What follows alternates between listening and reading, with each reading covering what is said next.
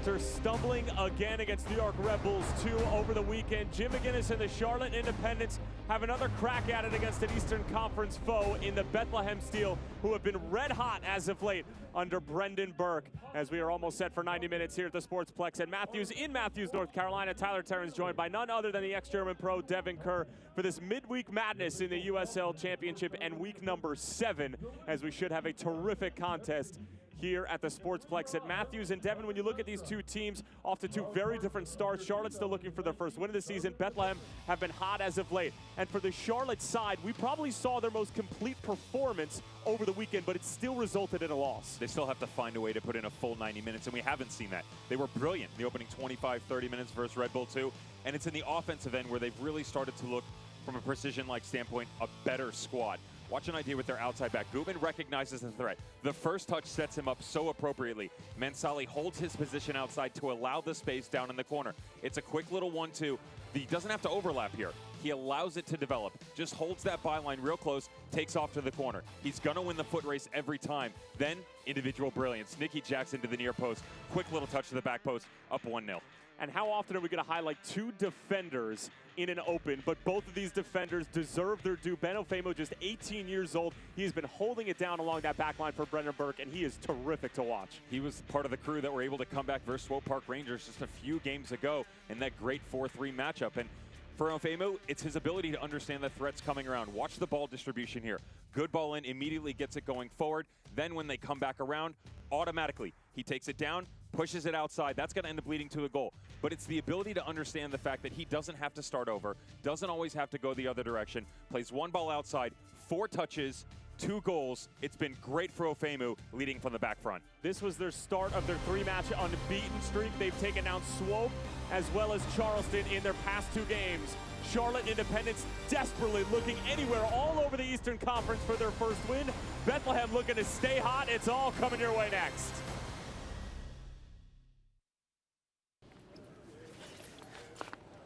My card.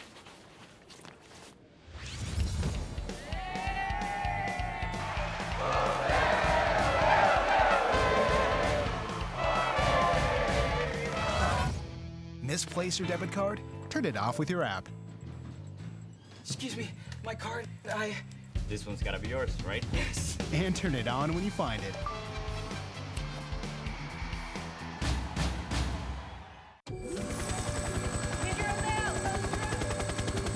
These are the hands of Novant Health.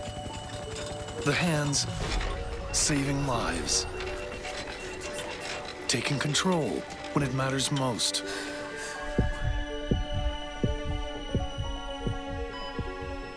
These are the hands advancing care. They're skillful, precise, and compassionate. It's gonna be okay from here. They're the hands giving you strength. Those same hands delivering specialized care also take the time to hold yours. And they'll be waving goodbye as you walk out of our doors and back to your life. These are the hands of Novant Health, the hands making healthcare remarkable.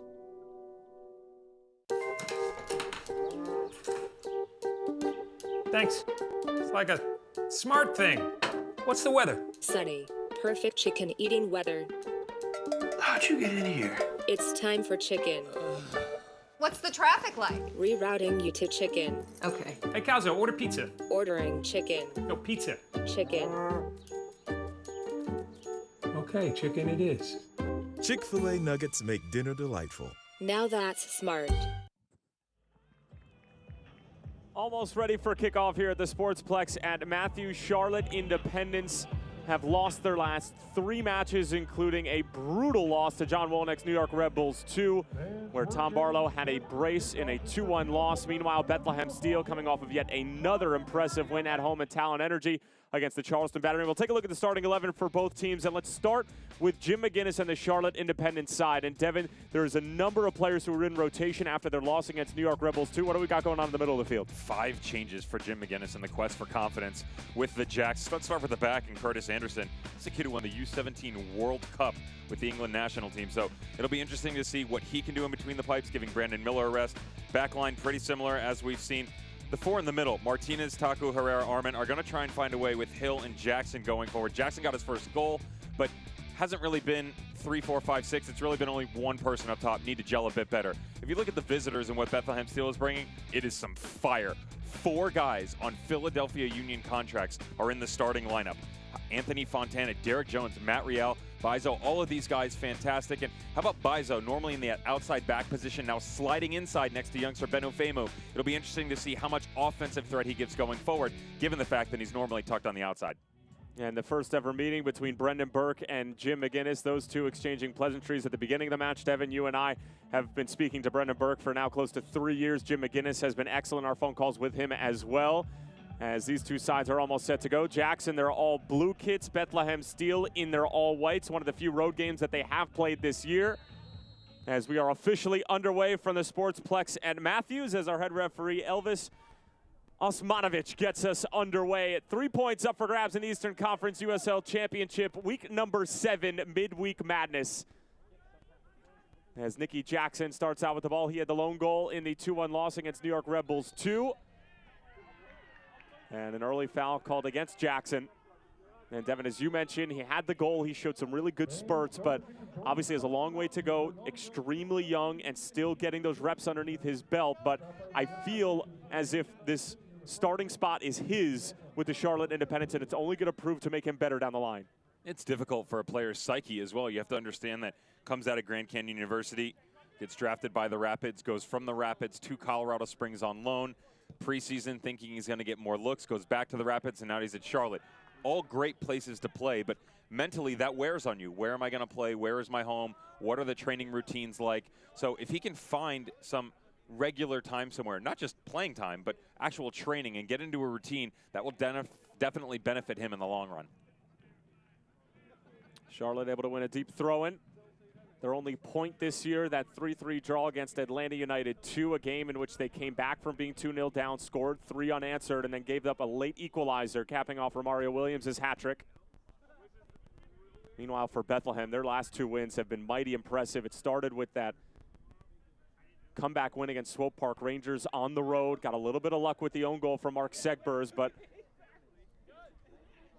Mr. Santos was able to get the game winner late in that one. They came back to win 4-3, and then their equally impressive performance against the Charleston Battery. Kasper Shabilko with the brace. And Bethlehem struggling to get out of their own end, and it's yet another starting 11 for Brendan Burke and this Bethlehem Steel team. As they've played over 100 games, they've had over 100 different starting 11s, but they still somehow find a way to get it done. As Hugh Roberts, a former Bethlehem man himself, linking up with Ephraim Taku. And that one out of play, and you can already see early on both of these teams maybe feeling the effects and the fatigue of a game over the weekend. Very quick turnaround, and the quality not quite there in the opening 2.5 minutes as Nicky Jackson goes to ground.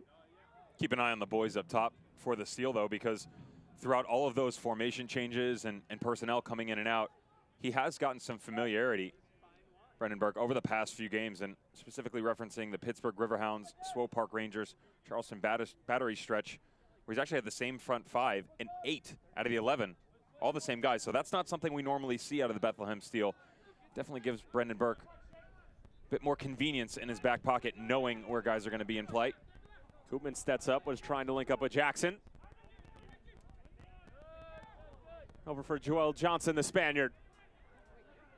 Encouraging play, gets it along for Alex Martinez. Alex towards the byline. Working on Matt Real and wearing the captain's armband from Brendan Burke tonight.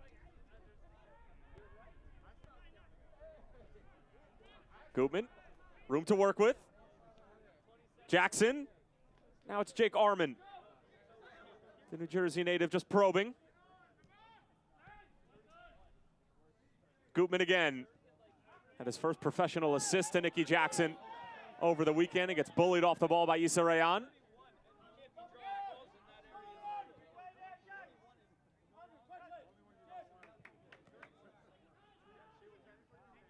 Bethlehem has a cut out by Joel Johnson.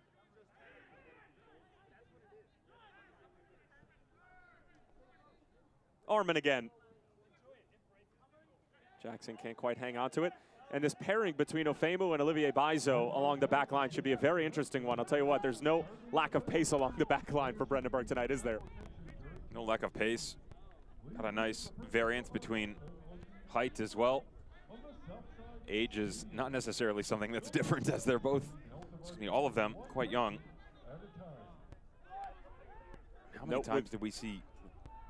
Go ahead. Well, I was going to say, with no James Chambers, the average age of this team drops about 3 or 4 years as well. Yeah, easily. And how many times do we see Bizo and Rayan on the right-hand side last year? Rayan playing high up on the pitch and Bizo getting in those overlapping runs. But Brandenburg has definitely been experimenting with Rayan in quite a few positions.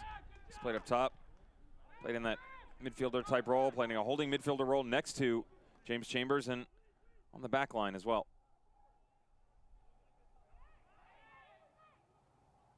Here's Jorge Herrera getting the start. Beautiful touch for Alex Martinez. The Colombian out on the right wing. Alex Martinez. Back for Armin. Gutman making the overlapping run. Andrew Gutman whips one in. And dealt with appropriately by Olivier Bizo, and the most menacing move we've seen from the Jacks thus far.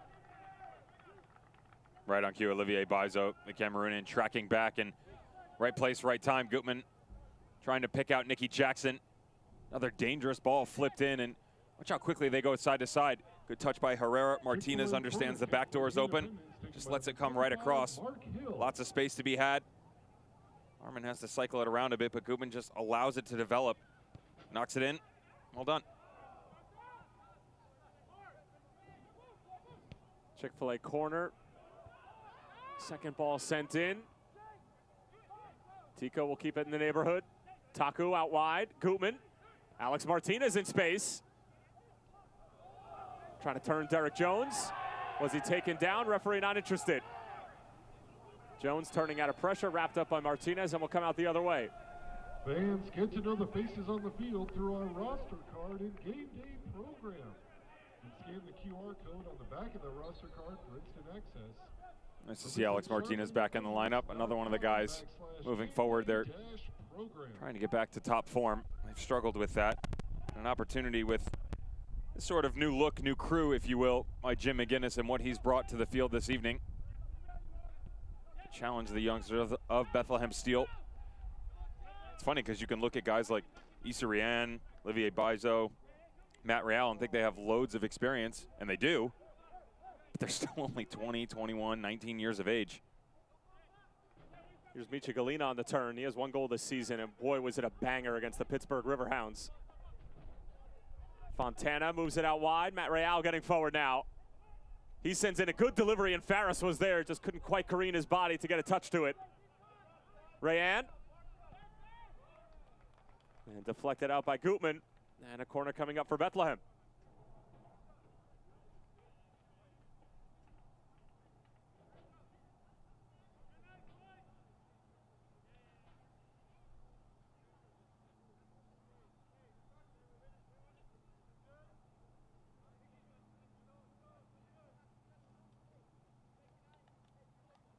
Right away, the Steel looking to do a 2-man game. Anthony Fontana trying to join Jack DeVries down in the corner. That sweet little left foot of his. Short for Fontana. Back post.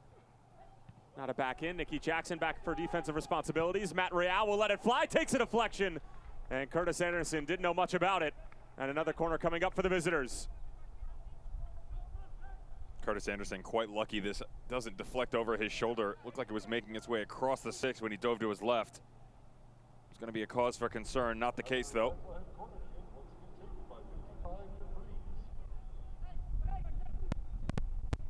DeVries.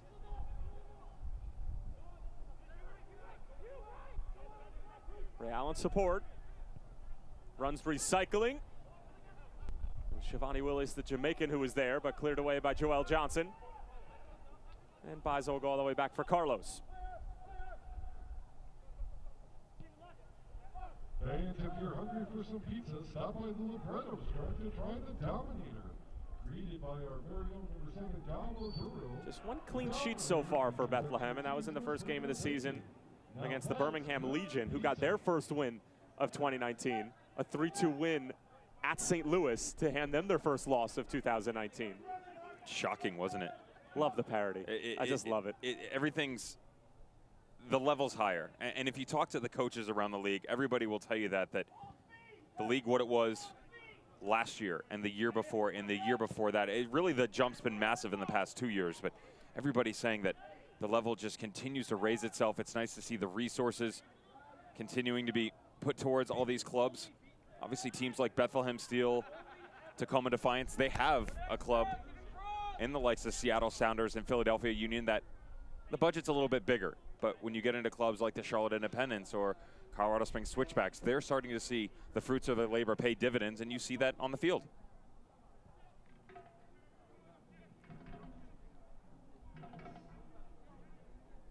Charlotte have been close this season.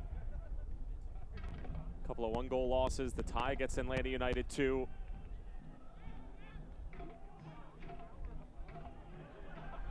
Haven't really been run off the field just yet. As Mark Hill looking to switch the point of attack. Rayan stumbles. The crowd wants a handball, and Issa Rayan recovers beautifully. Might have got away with one there, didn't he? Although it looked like more the top shoulder than his actual arm itself. Either way, Gutman or Armin could not close down quick enough and still get to recycle.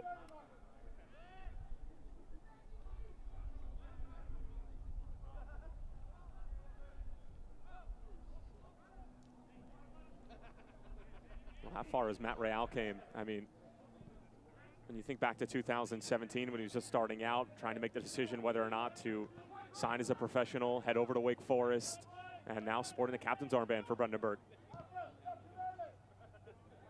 He started getting reps with the Steel, and they rewarded him, gave him a homegrown contract. About 18 months removed or so, although Bobby Muse at Wake Forest probably has something to say about that. Yep. Lost a premier talent, Matt Real. Still getting nods at the youth national team level. Beautiful 1-2 touch football for the Jacks. Joel Johnson, the beneficiary now. Alex Martinez again.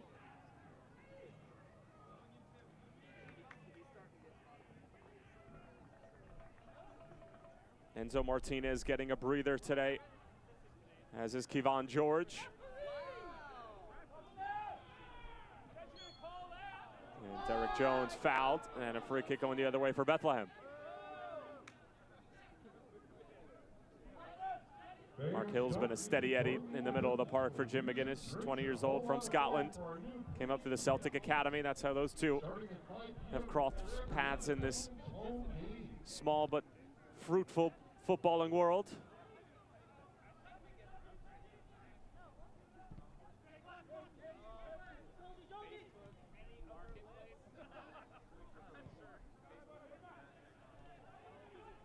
Ofemu. Bethlehem really opening things up now. Their two center backs about 35 yards apart and creeping closer and closer to midfield. It's their outside back, Issa Rayan now.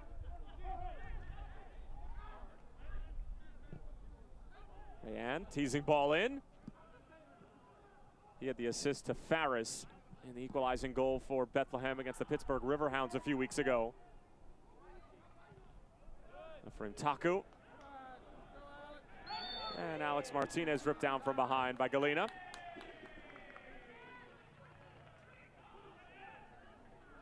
You talked about the consistency up top, Devin, and specifically Galena and Farris. They pose all sorts of problems, but Galena, the culprit on this particular foul. Just tracking back, gets stuck in behind Alex Martinez and trips him up.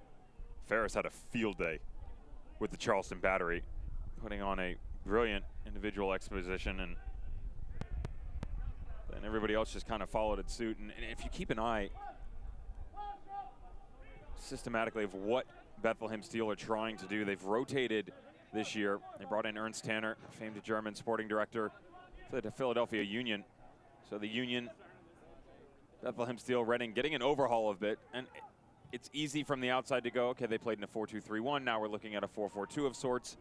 But there's just so much movement within it, and it creates a fluidity that enables them to explore the depths on the offensive end of things a bit more, and they felt like they were lacking in that area. You're starting to see that trickle down, and Brendan Burke said, you know, to be honest, it starts with the Union. They're getting things going, and then that's going to make its way down, then Reading and the Academy and so on and so forth. But if you just watch their movements in general, just a second ago, Shivani Willis rotates out, Jack DeVries comes in, Galena comes into the outside, and then you were alluding to it, your back line is inside of the 50, and you're just pushing everybody up, and it makes it very difficult when everybody's in constant motion to understand where your mark's supposed to be. Here's Galena. He's trying to slot one through. Might be able to pick up the second ball, but Joel Johnson was quick to it.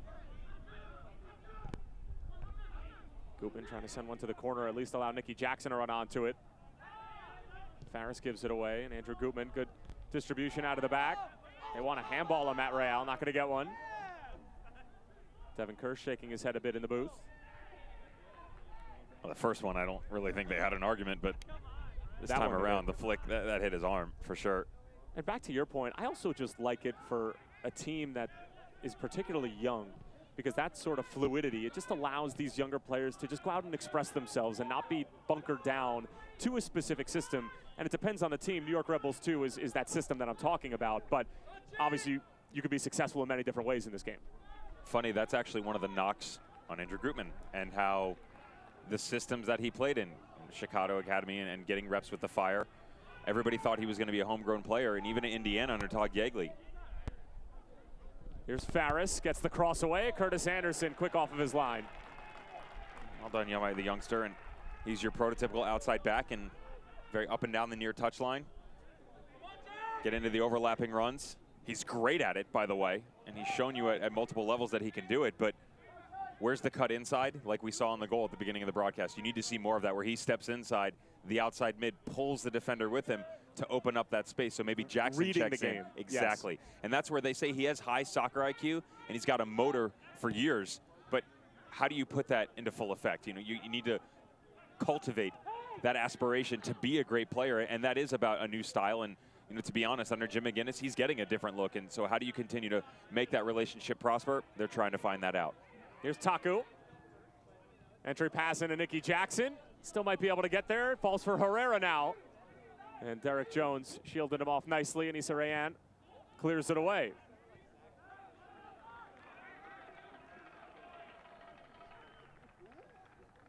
And Jim McGinnis telling us before the New York Rebels 2 game that still some players coming in. You think about the likes of Michael Maria still filing his paperwork and getting everything done, as well as Nicky Jackson, who scored in his debut against New York Rebels 2. And you can even tell that Nicky is not 100% comfortable, and there have been times where he maybe should turn. There have been times where he should lays it off and does the opposite, still very much trying to establish himself here in Matthews as Alex Martinez comes away with it. Here's Taku again. Fancies it from distance, but Carlos can just see it out of play. If you're a Jacks fan, it's the growing pains as a player himself, as well as the system, and everybody in Charlotte is struggling with this system, but that will come with time. The good news is you see glimpses like you saw versus Red Bull 2 coming out of the gates where they looked awesome. I mean, you and I sitting next to each other just talking and saying, wow, they look so good. Things backed off a bit. Maybe did you give them too much respect, allowed them to play a bit more than usual? Yeah, doesn't hurt that Tom Barlow's standing up top and decides to have his own way, which we've seen so many times. But then you see it on the reverse side of things, where the final 15, 20 minutes versus a very talented Atlanta United 2. You don't need to wait that long to kick it into gear, and when you do get out in front, where's the balance? And that's what they're looking for. It'll come. There's too much talent on the field for it not to, but there's definitely going to be some difficulties in between. Jackson called for the foul. Bethlehem will go quickly.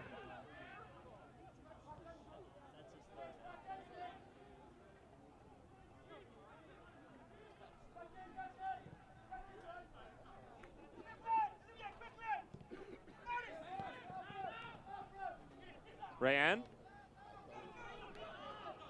gives it away. Gutman.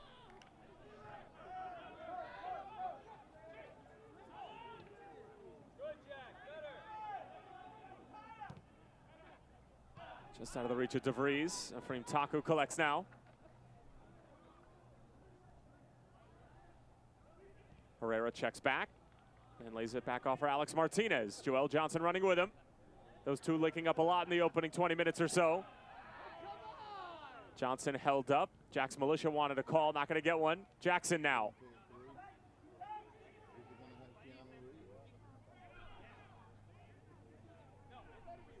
Great little 1-2. Jackson lets it fly with the toe poke.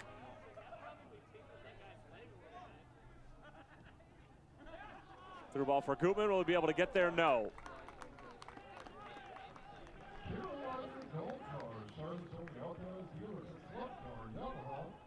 Good stuff by Nicky Jackson tracking back. It's a bit of frustration by the number 9 up top and not getting as much of the ball fed into him as he'd like. But either way, tracks back, and hold-up play at the top of the 18 by your true number 9 is not exactly something you always want to see, but it enabled them to step in behind, just kind of sucked the back line of Bethlehem Steel out. Another ball down into the corner.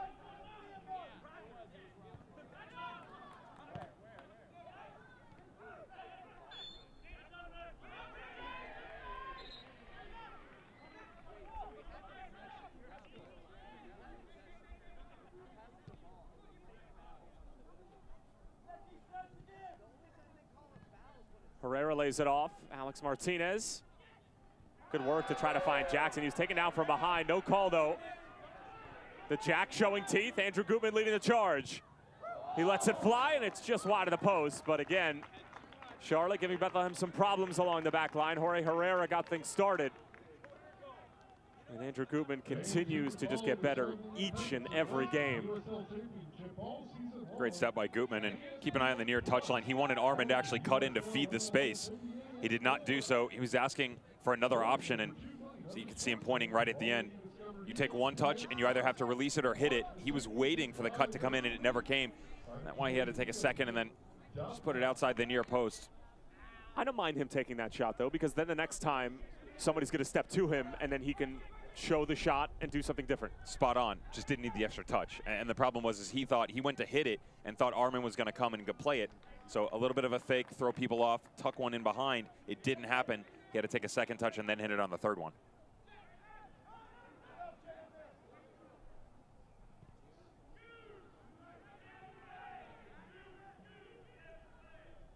A little more than 20 minutes gone here at the Sportsplex at Matthew. Charlotte have probably been the better of the two teams in the opening moments. As the physical play ensues, Gutman getting the better of Michi Galina. Jim McGinnis certainly liking the physicality. And Jorge Herrera getting one of his few starts at the beginning of the 2019 campaign. Devin, you had a hot take in the game against New York Red Bulls too. You don't think he necessarily fits into the Jim McGinnis system, but it's hard to see a Charlotte Independent side that isn't going to regularly feature a 50-plus goal scorer and a guy who's been a fixture in this sport, in this city for years. Well, they need to find a way to keep him involved in it. And he's too talented and he's done too much for this city. And to be honest, has plenty of drive left in him. I mean, it was funny talking about it. Jake Armand went for the curler, but we'll just trickle to the feet of Carlos. Jim McGinnis, we were joking prior to the first game of the season and said, you know, Enzo says that he hope he looks like Jorge when he's 38, and Jim McGinnis gave a laugh. He said, you know, Enzo's 28 and he doesn't look like Jorge. So, you know, Jorge 10 years the senior and you still don't have the body. But he can still track for you. Great hold-up play, awesome in the air, great at set pieces. The problem is when you're pressing this much and you're pushing the pace on a regular basis, does his body really have it in him to do it week in and week out? At that age, most people do not. I'm not saying he can't do it. Most people do not. But go a step further. Let's go into our conversation. Why can't you get all of them on the field? Why can't you get Jorge Herrera, Damo Duro, Enzo Martinez, Nicky Jackson, get all of them in the running? And we had some fun playing with the formation. We think we figured it out. We're not general managers. Mike Jeffries is. But he's bringing us on as consultants next year. Exactly, yeah, consultants, unpaid consultants. Yeah. Unpaid, unsolicited. But there has to be a way to take all of that talent and combine it. And I think it's the combination of Jim McGinnis, new system, guys in a new city. I mean, remember, less than 6 months ago, this young man's playing in Indiana on a regular basis. Nicky Jackson probably didn't know where he was going to be. Am I going to be going back to Colorado Springs? Am I going to be coming into preseason with the Colorado Rapids? So mentally, again, very difficult for all of them. But Damoduro has given you glimpses already. Enzo and Alex are showing you, at least from a distribution standpoint, that they still got it and they can make it happen. Enzo's got to get going, though. He has to get going. They've got to find a way for him to score goals, and that's the problem. Last game, you and I talked about it. You brought in Jake Arman, stuck Enzo out on the left, and he disappeared. Here's Nicky Jackson out on the left this time. In for Herrera. Try to go to ground just to sort of disrupt it.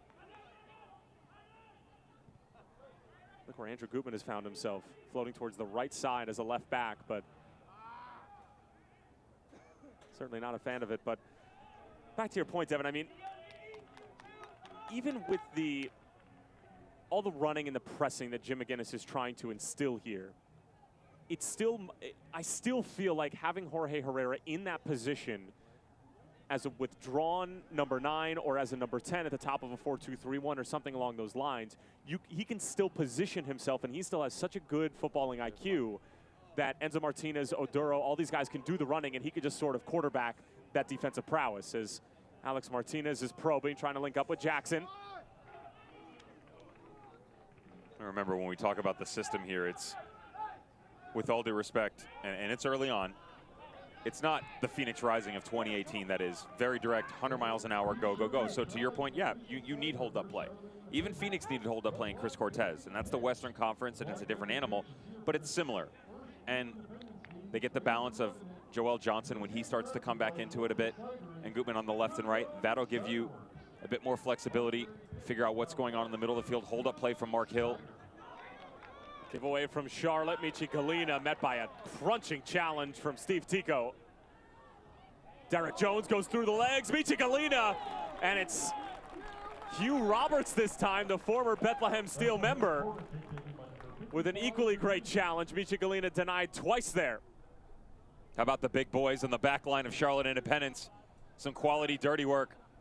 Nice patience from Derek Jones to just allow the run to develop. Roberts understands his other center back is not there, just slides over, gets stuck in. Great defending. Chick-fil-A corner kick coming from Bethlehem. DeVries drives one in, good ball, and Hugh Roberts meets it. Real now. Benofemu. Charlotte wanted an offside flag.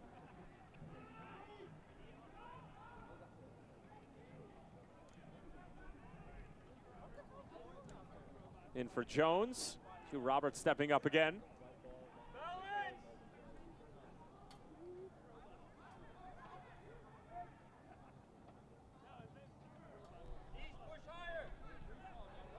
What a ridiculous touch from DeVries. Shivani Willis lets it fly. He's only 16 years, remember? Just 16 years. What was that? Right? Ridiculous. Looking like Solomon Asante versus El Paso last week, and Jack DeVries is committed to the University of Virginia. However, they would probably rather keep this at home. No problem. I'll put that right there for you. Michi wasn't expecting it. He didn't know that was coming. No. Just quickly took it off his chest. Here you go. Oh. Dirty. Utter filth. Barely ties my shoes at 16. Moves like that. As Devin mentioned, a verbal commit to University of Virginia, actually from Wayne, Pennsylvania originally. He's been with the Philadelphia Union Academy since 2015. Footballing in his blood, very much so. His father, Ramo, played for the Colorado Rapids, but was a Demon Deacon. Watch out. That'll be a fun family rivalry. Oh. If it gets there. He's only 16 still, remember. He's one of those American kids that has the family that travels, and you mentioned where he's from, but lived in Brussels for a long time. Actually got some opportunity with the Anderlecht youth system, and just the ability to get that experience overseas, then come back here. What can you do with it? Jake Arman putting on the moves, trying to just go straight through Issa Rayan, and former ACC Player of the Year commits the foul. Free kick opportunity for your Charlotte Independence. Jake Arman showing off the skills of his own down in the corner, one-on-one with Rayan. Initial little cutback, and thought there he might have had a touch to go to the byline, did not do so. To be fair, it is soft, but Rayan just overextends that arm. Smart by Arman to recognize the threat coming and go to ground, give themselves Good set piece opportunity. Mark Hill has been excellent in his distribution so far. McGinnis saying that it's one of his strong suits, sort of a set piece specialist.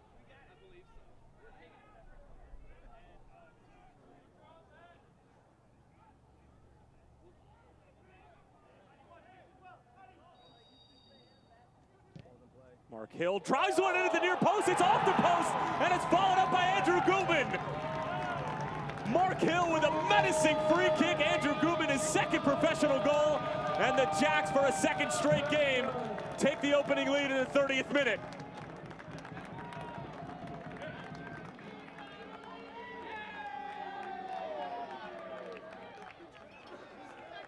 Your set piece specialist drops a present right on the doorstep.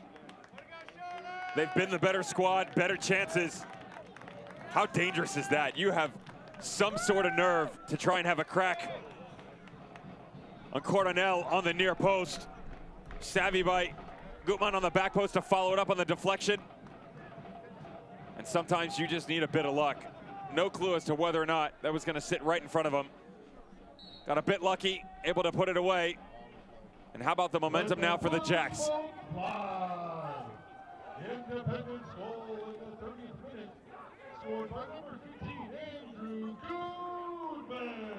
I don't know if it was physically possible for him to miss it, but he came as close as possible to sending that over the bar. I mean, he roofed it. On a full sprint, the ball's got spin on it coming off the post. Not saying he could have done anything different. Oh, I put it over. You and I put that in the parking lot easy. And that's a solid 60, 70 paces. It's very well done.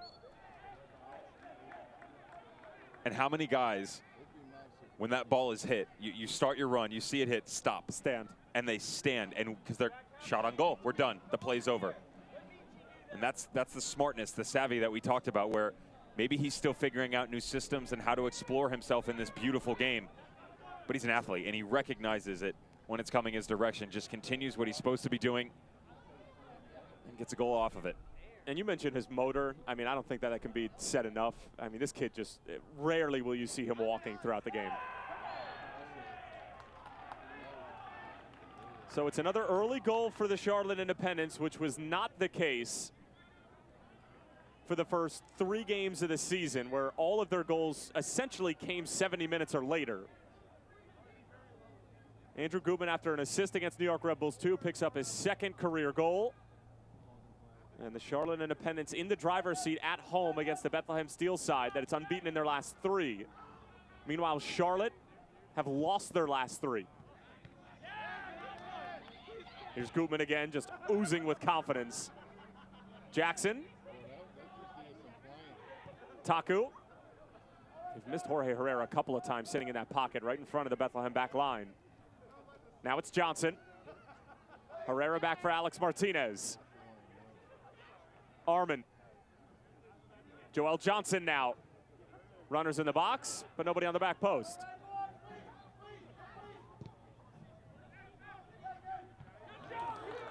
Thumping header from Hugh Roberts, but it falls right for Jack DeVries. Good play from Anthony Fontana. DeVries again.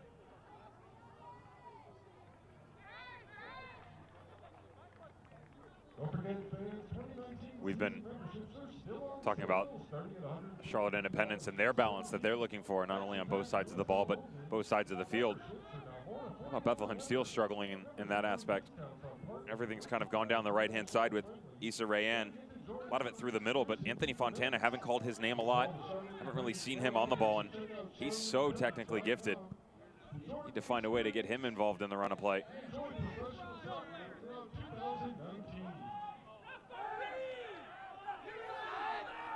No call from Elvis Osmanovic. And the foul against Charlotte. And Osmanovic, not exactly a popular figure in the Matthews, North Carolina area.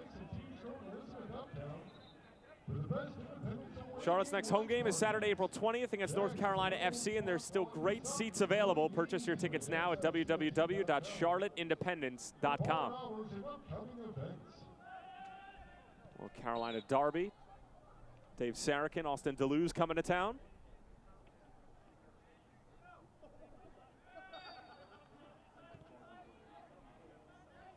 coming off a loss themselves, aren't they? ATL UTD2 took them to the cleaners.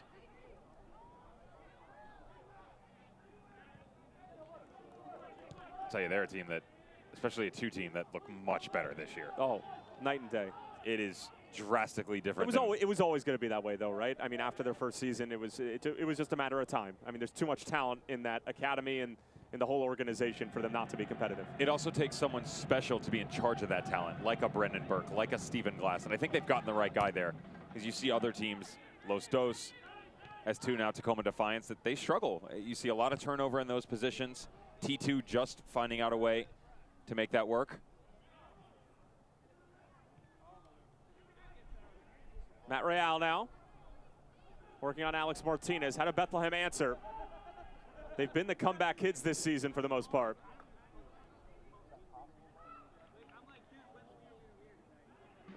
Comeback win against Swope. Had to score an equalizer against the Pittsburgh Riverhounds. Stop by the guest relations or merchandise tents near the front gate for details on how you can place a bid.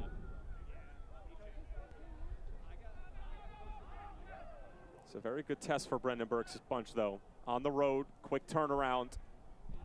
Tough place to play. Down a goal in the first half. How do you respond?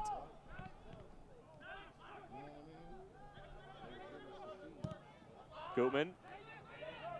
Not his best, and he knows it. You can grab drinks and food at Conley's on Pickup Town and ride to the game in style on the Royal Express. The Royal Express is our very own Independence bus that shuttles back and forth from Conley starting at 6:30 p.m. His 4th season with Bethlehem, been there since the beginning.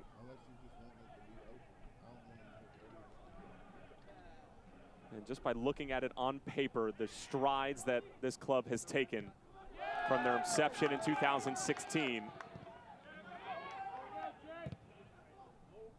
Couple of playoff appearances in 2017 and 18, although falling short to Louisville in the opening round of the postseason, and then in the second round is Curtis Anderson playing with fire along his back line. Andrew Gutman trying to give Jack DeVries more than he can handle, but the youngster turns well, but the delivery not so much. In for Jackson. Now it's Alex Martinez, numbers forward for the Jacks. Joel Johnson keeps it low, looking for Herrera. And it was a good defensive track back from Derek Jones. And that's just your box-to-box midfielder doing exactly what he's supposed to be doing in Jones. Well done tracking back. Good build-up by the Independents coming through the middle. Very, very choppy by Bethlehem Steel today. You see, no one's really on their P's and Q's, struggling to consistently connect with each other. That is one of the frustrations that you deal with turnover on the lineup, players from the Union coming into the squad. It's always nice to have that talent and experience. Also very difficult as the routines constantly changing. Sometimes it can be more detrimental than beneficial. Brendan Burke basically calling the dogs on Charlotte now, trying to see if they can win the ball back. Gutman goes down, nothing in that whatsoever. And now here comes Bethlehem after the turnover. And Joel Johnson breaks up the play for Bethlehem, but it'll remain with them in Jack's territory.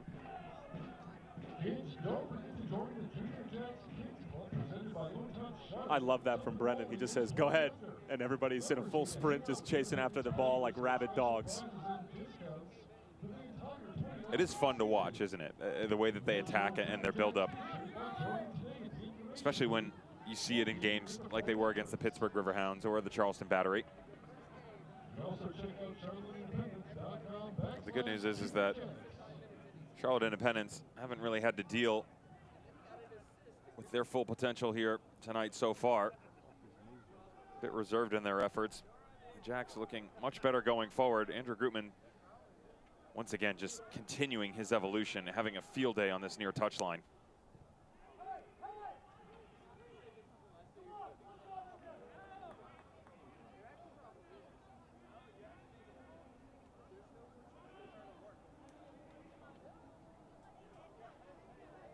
Seems like early on, Dev, I mean, the most shocking thing for Bethlehem so far has been the lack of quality moving forward, no? Yeah, I mean, everything that they've had has gone right down the middle. And the shape is different in the midfield without James Chambers. Chambers gives them a balance where he can drop really deep, but he'll sit a lot right next to Shivani Willis, almost kind of shoulder to shoulder, so they can hold hands of sorts and escort each other up the field and escort this entire unit. You're not getting that. Derek Jones much deeper, Willis pushing higher. It almost gives them a look in a 4-2-3-1 style where you play with 2 10s. And so there's a gap, and it's giving them the opportunity to go right down the middle, but it's also clogging up the runs between the likes of Jack DeVries and Anthony Fontana. One of the reasons why we haven't seen a lot of Anthony Fontana. Build up on the right near side is decent, not great. But again, it's very clogged, and they don't have that space in the system that we're talking about for them to explore. Independence recognize that.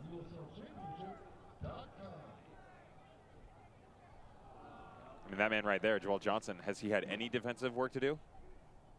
Everything we've seen has pretty much been on this side of half field. Fontana tried to run at him once. Right, and that's a kid who, that's his bread and butter. He wants it one-on-one, be direct right in front of you, and he'll challenge anyone. He just hasn't had that opportunity.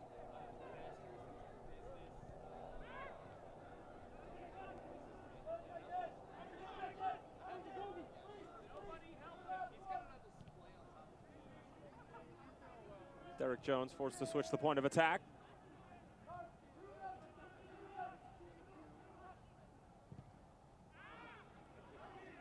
Famu a bit direct.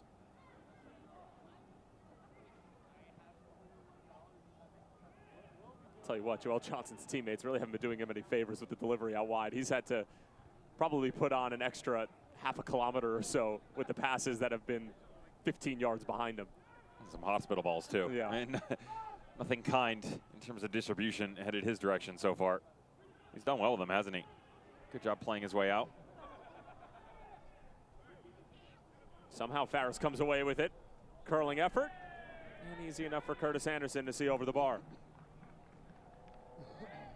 Andrew Gutman with the lone goal in this one. 5 minutes remaining plus stoppage time until halftime. It's the 19-year-old from Newark, Delaware. Continues to be a fixture for this Bethlehem side.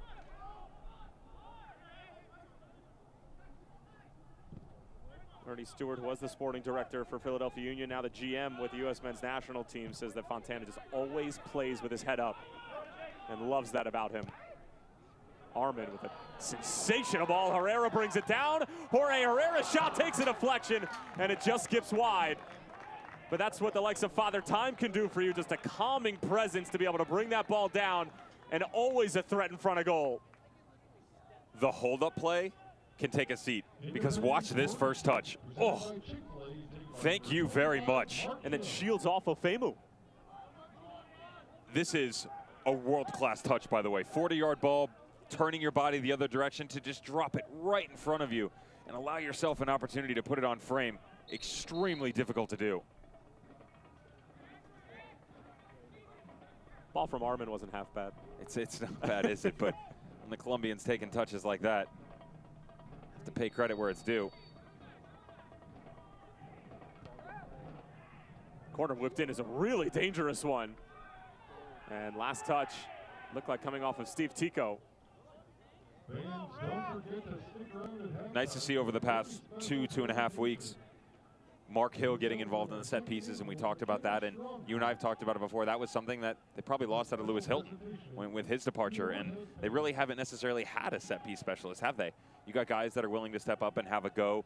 Jorge Herrera can do it at times, but Mark Hill's giving you looks that you haven't seen before. Well, it's not just the set piece.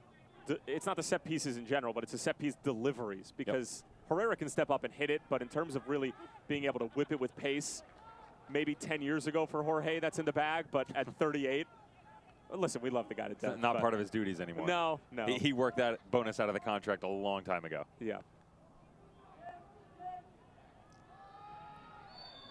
And the foul will go the other way. And we had an interesting conversation with a coach from the Western Conference, and there's a particular striker who's a Stanford grad, and because of all the defensive work that he's been asked to do, sat down with his agent, sat down with this team, and we're going to leave names out of it, and asked for bonuses on clean sheets. A striker, an out-and-out number 9 striker asking for bonuses on a clean sheet. At any level, I've never heard of that. Never. That is one of the oddest requests that I've ever heard of, but Andrew Gutman showing a lot of quality here. Still with it, trying to get it off for Herrera. Some pretty individual play from the former Indiana Hoosier.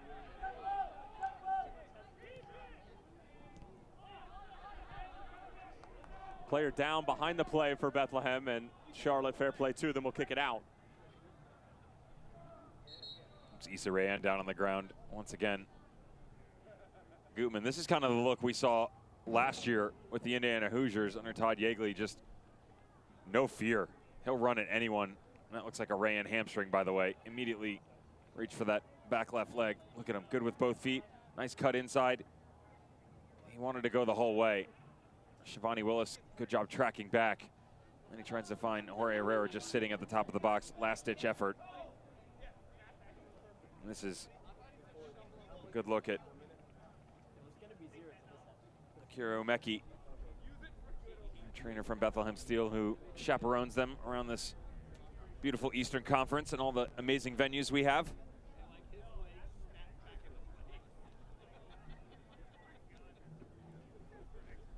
As we talked about before, there's Brendan Burke just explaining the system to the youngster.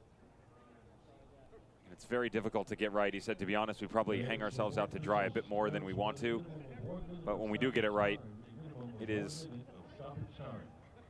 meteorically better than what you saw in previous years from our organization.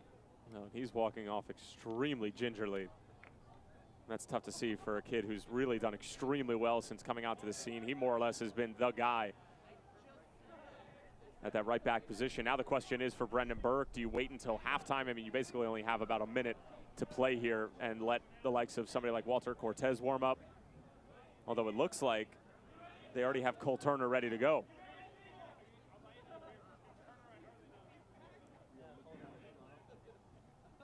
With the stoppage time, you would think that maybe they might just let it go, but take a look on the near side of your screen. He did have all the boys warming up.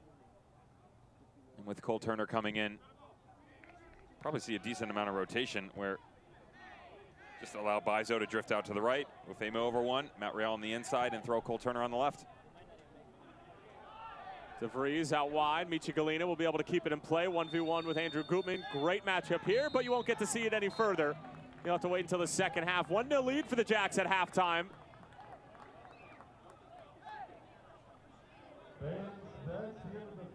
So there was a little bit of extracurricular going on between Jorge Herrera and Ferris right at the end there. But Andrew Gutman with the lone goal in this one, following up a vicious free kick from Mark Hill that hit off the post as the team's not so amicable heading into the dressing room.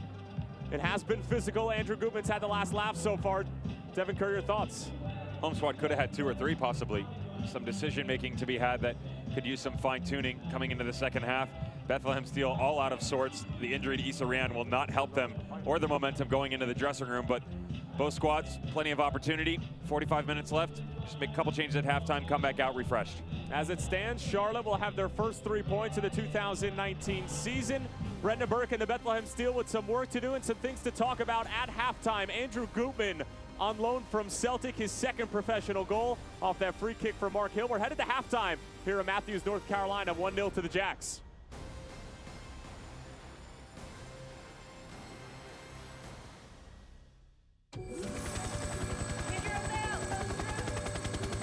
These are the hands of Novant Health. The hands saving lives. Taking control when it matters most.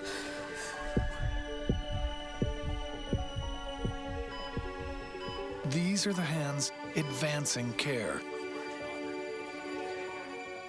They're skillful, precise, and compassionate. It's gonna be okay from here. They're the hands giving you strength. Those same hands delivering specialized care also take the time to hold yours. And they'll be waving goodbye as you walk out of our doors and back to your life. These are the hands of Novant Health, the hands making healthcare remarkable. Mi tarjeta.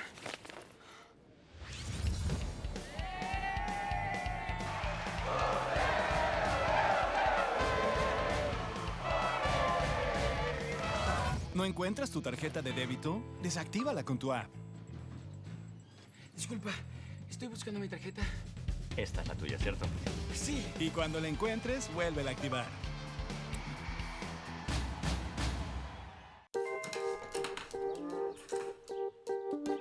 Thanks.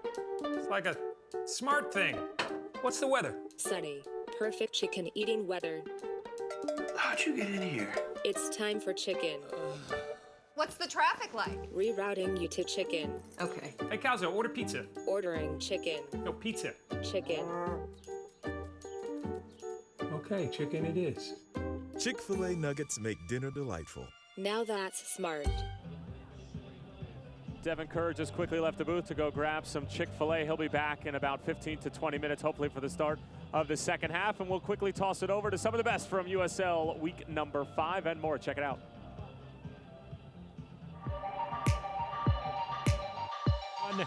And Jameson's going to get to the ball off the giveaway, and Bradford Jameson's got the first goal, and San Antonio FC is on the board. On his way. Here's Ryan Sierakowski in the penalty area. Sierakowski! Oh! Weaving it forward. Oh, Luke got a piece of that to Rob Dos Santos. Plata. He'll take a shot, and a goal! Joao Plata! Leo's ball. Nice curl. This time headed for the goal!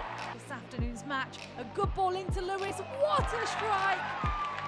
Zico Lewis. Nice 1-2 there. Here comes that scissors kick, and Isaac was alive to it. Long range shot, curling, and it's in the back of the net.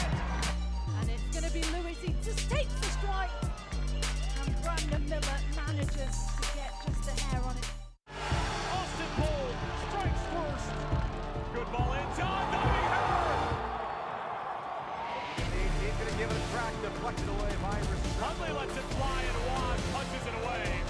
and it is a goal. Fleming's in for JJ.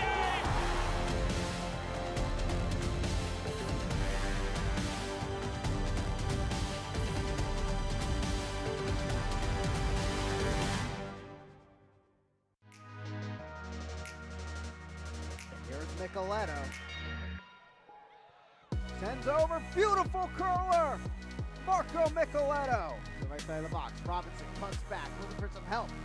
Deflected there, chance in front of goal, stopped by Kirk. Full head of steam.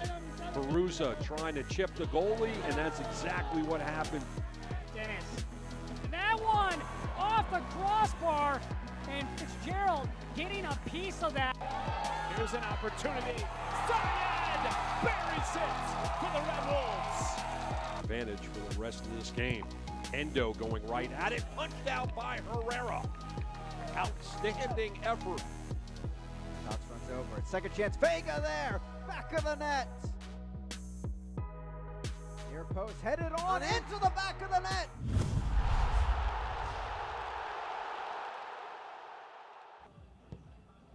Terrific stuff from both the championship and League One as we are currently moving through the halftime show here. Charlotte Independence with a 1-0 lead over the Bethlehem Steel. As we mentioned before, Andrew Gutman with the lone goal in this one, his second career professional goal coming off of that free kick from Mark Hill. And we'll take a look at some news and notes from around our beautiful league. And Santi Moar, player of the month. Oh, don't worry. I'll follow it up with an encore hat-trick in the first half. Just give it to him. Give him the golden boot. Give him the MVP. I'm done. Stop covering this guy. Bethlehem Steel aren't going to be happy that this is the halftime piece, but yeah, the kid's been fantastic in the opening month and a half, hasn't he? And Tampa Bay jumping to the top of John Arlia's power rankings as St. Louis were handed their first loss of the season to the Birmingham Legion. Devin Kerr and the voice of the USL, Mike Watts, will be on the call for tomorrow night's ESPN Game of the Week as the Austin Bold, who are, I guess an enigma is the proper word, taking on the reigning Western Conference champion side in Phoenix Rising FC. Championship applies there too, I guess. Ish. Take a look at some scores from this past weekend. Pittsburgh Riverhounds hand Hartford Athletic yet another loss as Bob Lilly's crew have been off to a nice start in 2019. Atlanta United 2-1 win over North Carolina FC. As Devin alluded to earlier in the show, Tampa Bay and Louisville played a 1-1 draw, even with all the injuries that John Hackworth has dealt with at Al Lang. That's a mighty impressive result. Portland Timbers 2 take care of business at home. Las Vegas Lights put up Mambo number 5 against the Tacoma Defiance. And that result we talked about, Birmingham 3-2 over St. Louis. Devin, most shocking result up there? I think I know what it is. Shocking? I mean, it's got to be the St. Louis-Birmingham game. I was going to say Vegas putting up 5. No. The result's not shocking. No. The 5, no? I'm not surprised. Sorry. Call me crazy. Don't call me. I have, but call me maybe? Yeah. There you go. ESPN Game of the Week schedule. We talked about it before. Ooh, a little more than 24 hours from now, 24 and a half hours from now, we'll have Austin and Phoenix, Louisville City FC, and Memphis. You saw that quick math over there, Devin. I see you. Easy. Nashville and Tampa Bay on May 8th. If you had to pick one of these games, and you get to do all 4 of them. Right now? Right now. Which one would you want to call? Nashville, Tampa Bay. Yeah. Yeah, that's the one that'll be. It should be wide open. Nashville seems like they're finding some momentum. I'm not saying the system is good because I've watched it and it's Small not sample impressive size. still. Yeah, it's a very small sample size. Not impressive yet. More impressed by the Rowdies, but it's been interesting. Some fun ones up there either way. Potential Eastern Conference Final preview. We'll see. That's a hot take. April 16th, steaming hot. Steaming hot. Andrew Gutman is steaming hot at the moment. He's got an assist over the weekend. He's got the lone goal in this one. Can Charlotte hang on for their first win of the 2019 campaign? Well, you're just going to have to stick around and find out.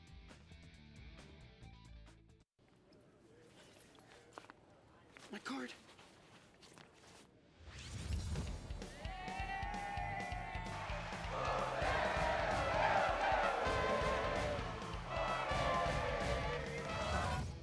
Misplace your debit card? Turn it off with your app. Excuse me, my card. This one's gotta be yours, right? Yes. And turn it on when you find it.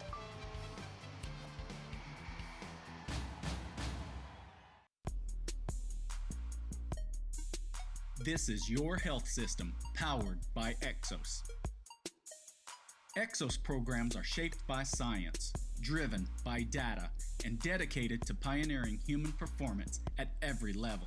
We train from youth ages through the professional ranks, in addition to the adult general population. Though the goals of each individual may differ, the philosophy and approach are identical.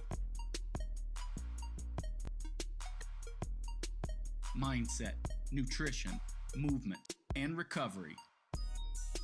These are the pillars of Exos programs and the foundation on which all athletic improvement is built. They take you beyond the simplicity of the exercise and connect that to how it impacts your final performance. Exos got me back in shape. I'm feeling great, sleeping well, eating right, body's back where it needs to be. Rapids on 3, rapids on 3. 1, 2, 3, rapids!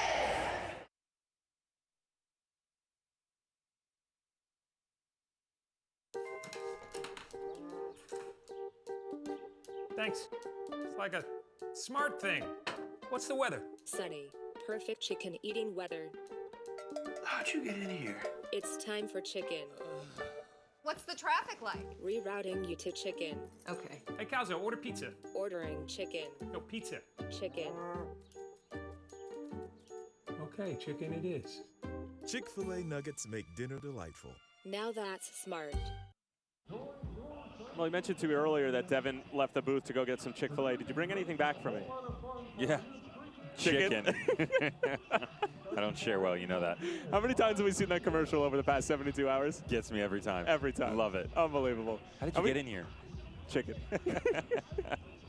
Andrew Gutman with the lone goal. Charlotte Independence as it stands on their way to their first win. We'll take a look at how the first half went down. Tyler Terrence along with the Chick-fil-A loving Devin Kerr. And Devin, I mean, again, another solid start for Charlotte. But again, I mean, it's only a half of football, but you have to be happy if you're Jim McGinnis with the way that things have gone in the first half. Similar look to the goal that we saw last game for the Independents, where Jake Arman just recognizes the fact that he's going to have Andrew Gutman in the overlapping run, lets it develop, plays it in. Good stuff. And once experience continues to get in there and you see exactly where players will be, they won't be, you'll start to understand the system a bit more. Gives you a better opportunity to know where the runs are going to come from. We just didn't see a lot of that from the Bethlehem Steel in the first half. The imagination we've seen from them in matches past, lacking, and that's putting it very politely, to be honest. This is one of the lone opportunities for Matt Real. Nice crack deflection, but never truly challenging Curtis Anderson. Curtis Anderson really hasn't had much to do, and I think that I speak for both Devin and myself. We want to see this kid tested a little bit, and I'm sure that's been the message from Brendan Burke. But before they can really test him and get a shot off, what does Bethlehem sort of need to do heading into the second half to be just a bit more clean and get into the final third? To be honest, it's similar to what we used to talk about the Independents. I say used to because they've looked great for the first 45 minutes, and it's a balance. You can't be one-dimensional, and they have been. It's been all on the near side. That's going to change immediately because Issa Rayan goes off with a hamstring injury. So you've brought the substitute on, and now is it going to be simple as you just rotate everybody one over? But the goal was where it was all about. We had just talked about the set pieces from Mark Hill, and immediately, boom, has it go to the near post. Gutman follows it up, puts his team out in front. The touch is so sublime and smooth from Jorge Herrera. Just right down in front. Thank you very much. Great defending by Ufemu to track back, but it just goes to show you what the Colombians still made of. Class all around. And that is why he needs to be on the field. Yep. It's moments like that, and we're seeing it. I mean, the one start other than tonight that he got, scored a goal. Yep. If you give him chances, he will build it.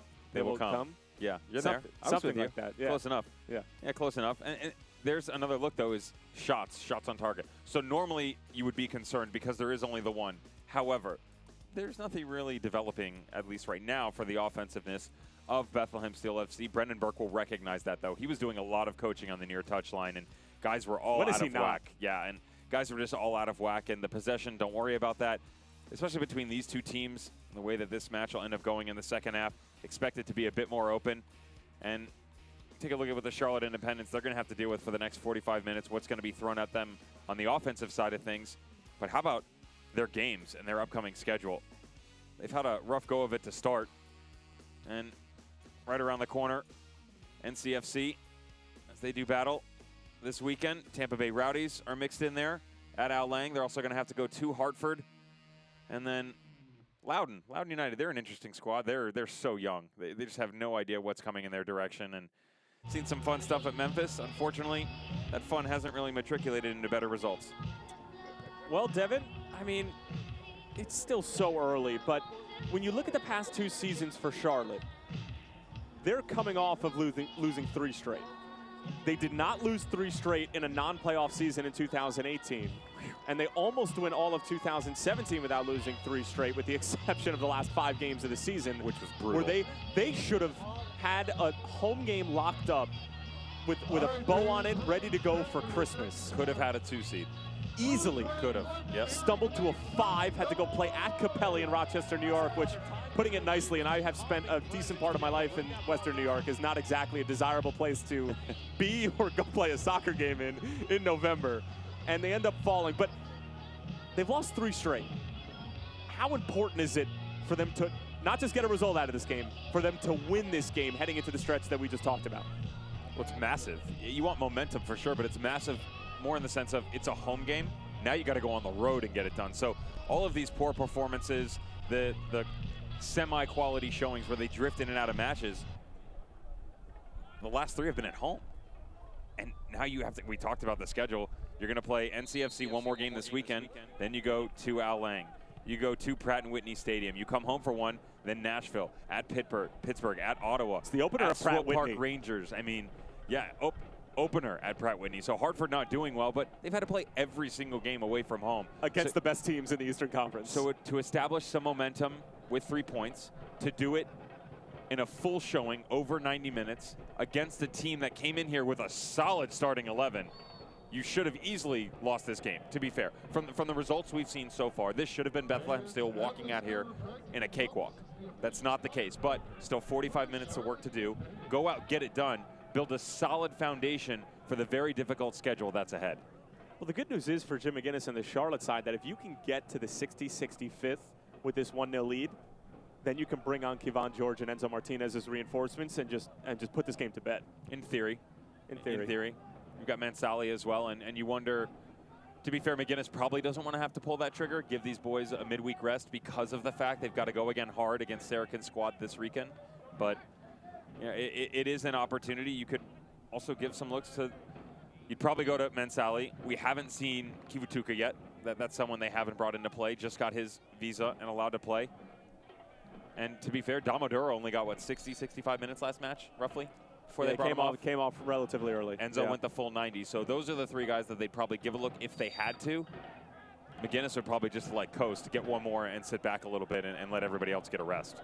We'll see how it all unfolds. Again, Tyler Terrence along with Devin Kerr. Sportsplex at Matthews is the venue. Andrew Gutman is the goal scorer. What's at stake? 3 points in the Eastern Conference of the USL Championship. And for Charlotte, it's 3 points that they have yet to grab in 2019. For Bethlehem, with some road games coming up, equally important for them to get a result. As now Charlotte will have a free kick, and the set piece specialist in Mark Hill, I'm sure will have a crack at this. As we mentioned, Cole Turner coming on right before halftime to replace Issa Rayan, who came off with what we believe to be a hamstring injury, but we'll try to stray away from speculation until we learn more about the reigning ACC Rookie of the Year. I'll tell you it's his hamstring. Okay. No, you're right. We're not supposed to speculate, and you hope that maybe it's just a tweak, and he felt something and he pulled out of it and said, you know what? Could have Shut been it down. Yeah, shut it down, step away. But once again, a couple minutes in here, good opportunity. We saw what Mark Hill was able to do in the first half. Jorge Herrera may have some other ideas. It'll be Hill, and it'll be over the bar.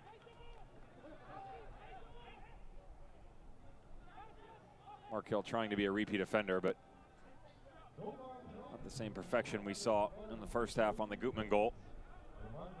Just sat back a bit on it. Here comes the pressure from the Jacks. So Femu trying to distribute. Jake Armin goes to ground and gets it right. Excuse me, it's Efrem Taku.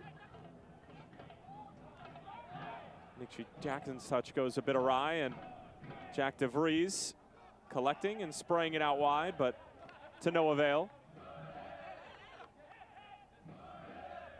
And the Jacks militia with their patented hip hip. Jorge.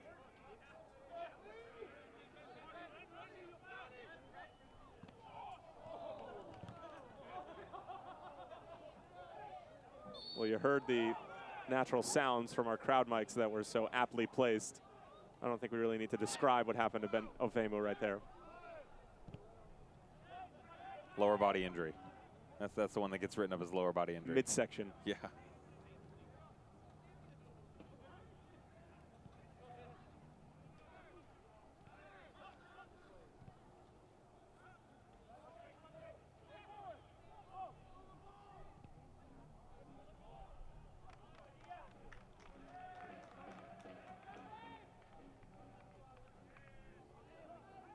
Fans, if you're a season member who's purchased a 2019 parking pass, don't forget to pick up your parking pass at the guest Actually, a bit surprised that they've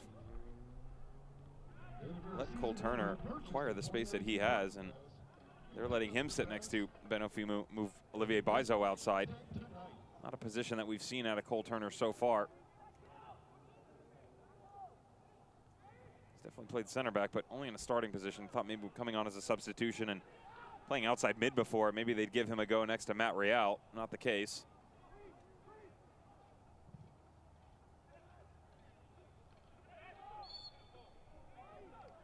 Funny, you and I talked about the balance and where's Anthony Fontana. How about Ferris?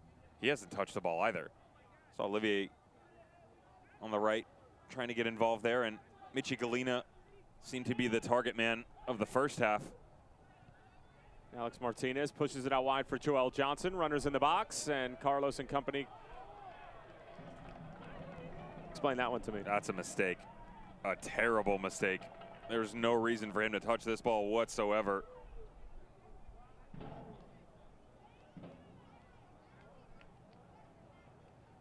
Ball's just, it's already drifting out. Joel Johnson tries to just float one to the back post, allow someone to run up underneath it. Ben Ofemu challenges the near post. They've got everything covered. Mark Hill on the corner. Jackson just tried to poke it on frame, and here's Jake Armin, and sends it into the concourse.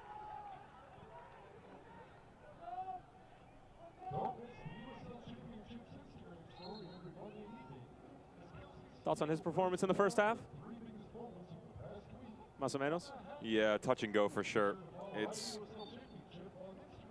He's struggling too because they used him last year out on the flank, and at the start of the season, due to the fact that they didn't have a very deep roster, people were injured, they were still waiting on visas.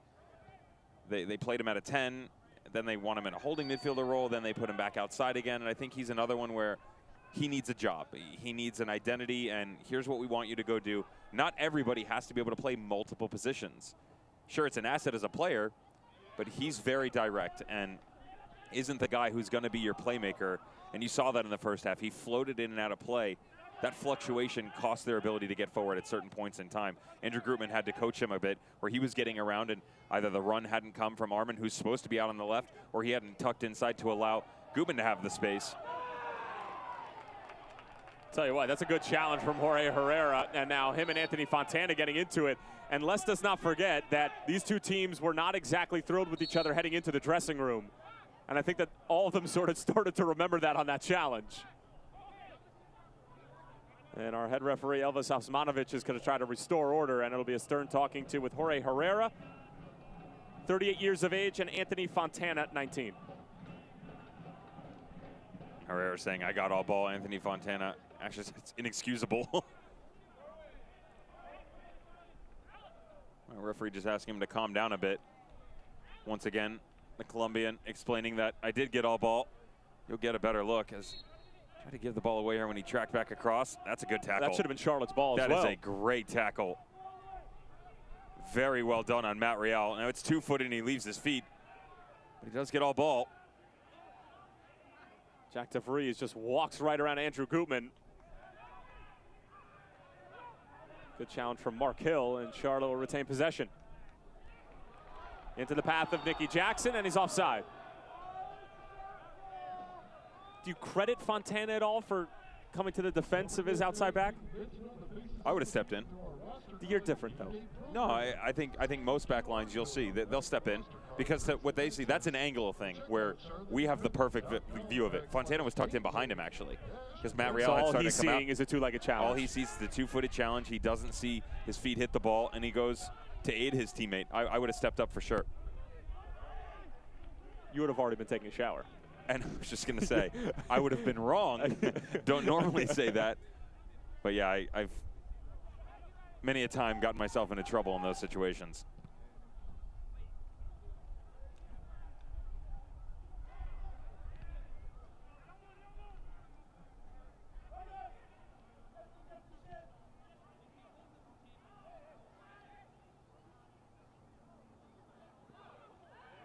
Derek Jones, a mistake in the middle of the field. Can Charlotte capitalize? Alex Martinez, Herrera. Great little touch for Joel Johnson. Back for Herrera. Herrera on the first time. And Carlos able to make the save. Scintillating play from the Jacks. And the 22-year-old Brazilian up to the challenge. Not only are they able to do it in transition, tight spaces as well. Nice ball movement. Martinez, Joel Johnson, and Jorge Herrera all doing some spectacular things right at the top of the 18. Carlos Coronel with a fantastic save. Chick-fil-A corner coming up. It'll be a short Chick-fil-A corner. Mark Hill trying to get it back for Herrera. That was straight from the training ground. Joel Johnson back for Alex Martinez. And the foul going against Bethlehem, and now another set piece for Charlotte.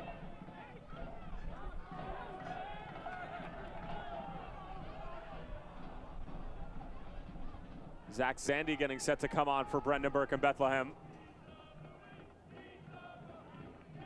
And some of the best combination play and just flat out build-up play that we've seen from Charlotte have been from the likes of Jorge Herrera, Alex Martinez, and Joel Johnson, guys that have been playing together for 2 or more years.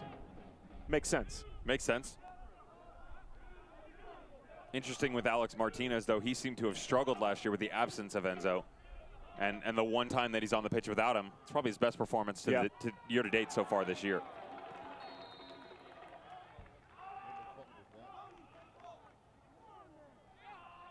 And it's going to be the 16-year-old Jack DeVries coming off. And Zach Zandy, who, Devin, I know has impressed you in the opening stages of 2019, will come onto the scene here, 22-year-old from Westchester, Pennsylvania. But first, your thoughts on DeVries' performance? Young. Nice, 16 years of age, some pretty play. Saw the clever little back heel at the top of the box to try and spring in Michi Galina, who had no clue it was coming. But another one who, a lot of technical ability. You could see the physicalness creeping into play a bit, and it made it difficult for him and just hard for him to get involved on a regular basis. And Cole Turner hasn't exactly settled in since coming on as a substitute for Issa Rayan. And now he's shown mustard here in the 57th. Cole Turner trying to keep Nikki Jackson from going the other direction with pace. Again, good stuff from Charlotte Independence in this match where they've given you idea to go with pace and go down into the channels, knock balls across, but they also keep you guessing on the inside. Excellent combination play, nice build up. And that goes back to the balance we've talked about. On the left and right side, get your outside backs involved, and also finding a way to get guys up top and on the outside in the likes of Alex Martinez, Jorge Herrera, and the newcomer Nikki Jackson. Get them all on the same page.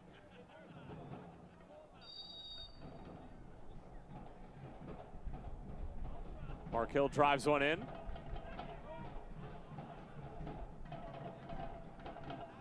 Zach Zandy gets his first touch of the night. Andrew Gutman doing what he does best, just running at defenders. Nice little 1-2. Armin has it on the left peg, but couldn't quite wrap his foot around it.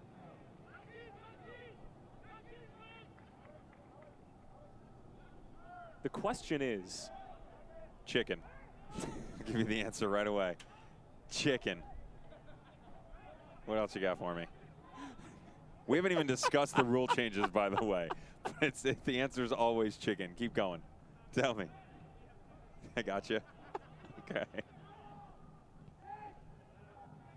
You're gonna have to call this game. You let me know when you're ready. I can not handle play-by-play. Trust me. You've been looking for that since we've gotten in the booth together. Yep. Here's Derek Jones.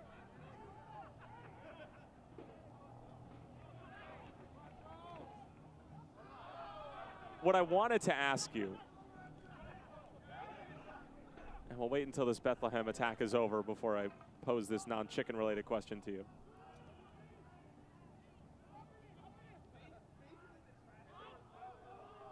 Turner.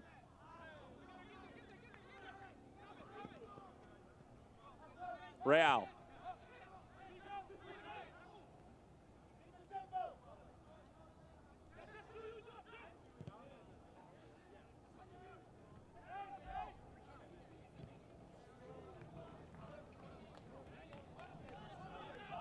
With regards to Andrew Gutman, he's at his best when he's in space and when he's running at players. This is a double barrel question. Could there be a time when you realize that he might be better as a winger?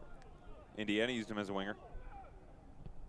And if you are going to use him as an outside back, how do you put him in as many positions as possible where he can just sort of open it up and just run at people? So it's a loaded question, and here's why. If you take him just as he is now, with his current skill set, and put him as an outside midfielder, you're relying on somebody else to help create for him in this system. And in a lot of systems, to be fair. They don't have that. They don't have another left back that can do that. And so you give him the opportunity to give freedom on the left-hand side. In the midfield, okay, to be fair, it's actually going to probably require more defensive duties in the midfield with the way that they play than to have him in the system at the left back. And you're, wait a second, no, he's a defender, Devin. Not in the way that they play. The way that they play, he plays as an attacker where his defending ability is tracking players back in one-on-one, very site-specific situations where he's using his speed and his ability to track someone. As a midfielder, it's much more position-oriented, where now you're not only worried about the one player in front of you, like he chases. As a midfielder, you're worried about what's the runner behind me doing? What's my left back doing? Where's the run coming from the middle of the field? There is much more going on from a defensive standpoint, even though he's in the middle of the field. So you think that right now with his skill set, the game needs to be in front of him? 100%. Okay. Yeah, it just allow it to develop. And look, if he shows, because right now, and Jim McGinnis has admitted this, the part of his game that's lacking the most is one-on-one defending. Yeah. You can see it. When someone's challenging him, running at him, it's hard for him. First couple games, it was glaring. Blatant. Yeah. And when you get him into spots where he's defending on the run, and that's hard to do, say, we want to isolate your defending abilities when you're on the run and tracking back, but when you play in the way that he is right now, that's kind of what it is. When you can get him to where someone's running at him and he could start to one-up someone in a 1v1 situation, that's when maybe you can think about progressing down that road. Charlotte progressing up the field. Nikki Jackson thinks that the last touch came off of Bethlehem, and tell you what, he was doubling down at the blackjack table, and he ended up winning the hand.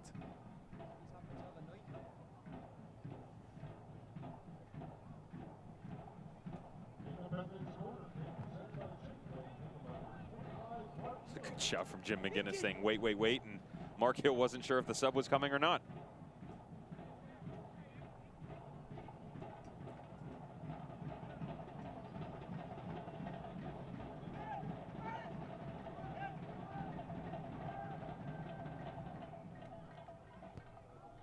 Outswinger from Hill, loose in front, and was not dealt with cleanly by Bethlehem initially.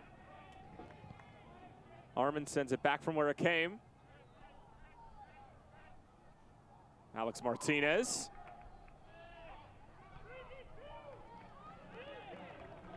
Freem Taku was saying, why not give it to my feet?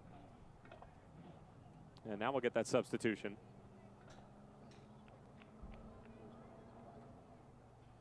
And it's going to be Captain Bethlehem coming on. James Chambers, who is very much the glue that holds this Steel group together, coming on and replacing Anthony Fontana. And not a bad reinforcement to bring on if you're Brendan Burke. But probably one of the quieter performances that I'm sure we'll see from Fontana this year.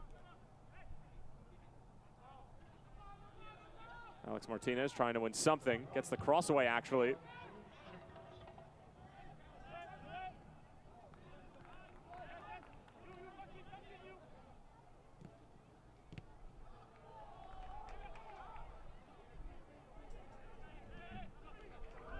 Big fun one to watch now as initially Derek Jones has taken a tiny step up the pitch.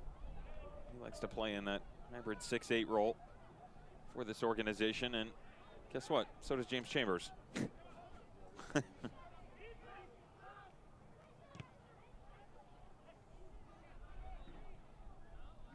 Alex Martinez for Taku.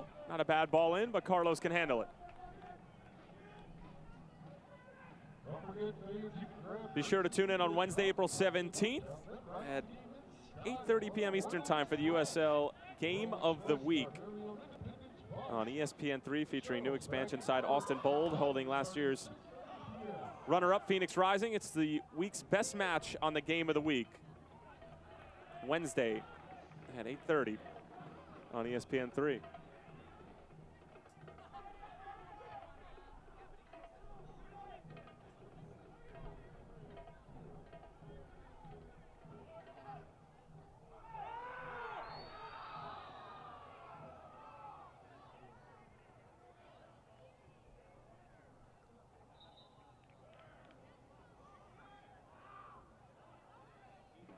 Good look at some of the defending that we were just talking about by Andrew Gutman, though he doesn't agree with the AR on the far touchline. One-on-one, right around him. There's the burst of speed. Again, he has so much speed of his own, but just sometimes you just can't read it very well from an attacker, and that's an outside back in Olivier Bizo, by the way. And this is dangerous now for Charlotte and for Bethlehem, just in two different manners. Bethlehem trying to equalize the Andrew Gutman goal right around the half-hour mark.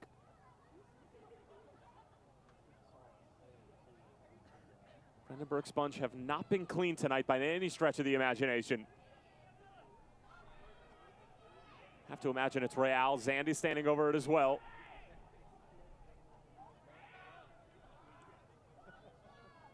Two-man wall of Arman and Alex Martinez for Curtis Anderson.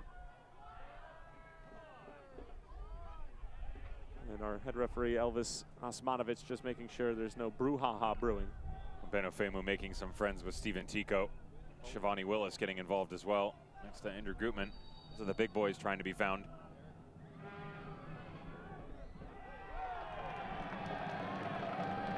Good ball in. You missed your chase. Go get it.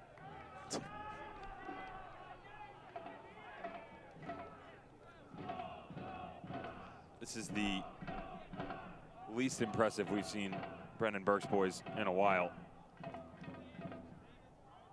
Just all out of whack. Still plenty of time for them to get back involved, isn't there? Michi Galina lofts one in. It's a hopeful ball, and it'll be a handball.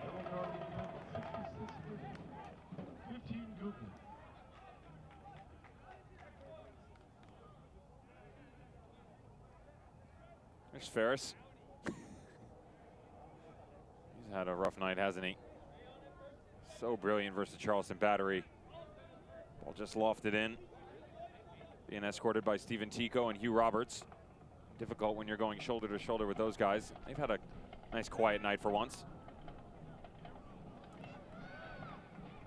Herrera gets it out wide for Alex Martinez. Here comes Taku around the bend. Scooped up for him.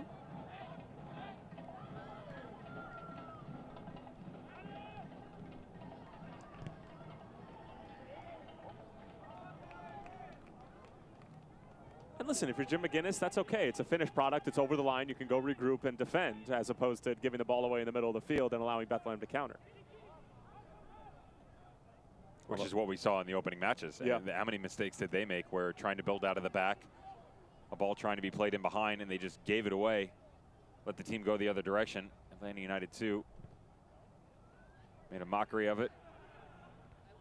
Independents were able to claw their way back into that one, and what was the most bizarre 20 minutes of a finishing match I've seen in a while. Here comes Joel Johnson. Finds his feet.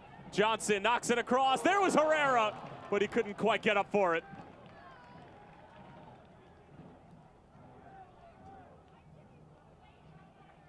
There is one in him for this tonight. You feel it coming, and Jake Armand needs to tell him, get out of the way.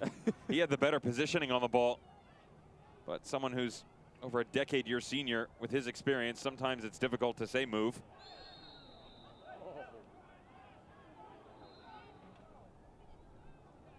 From Taku took a bit of a knock, and he's holding on to that right knee.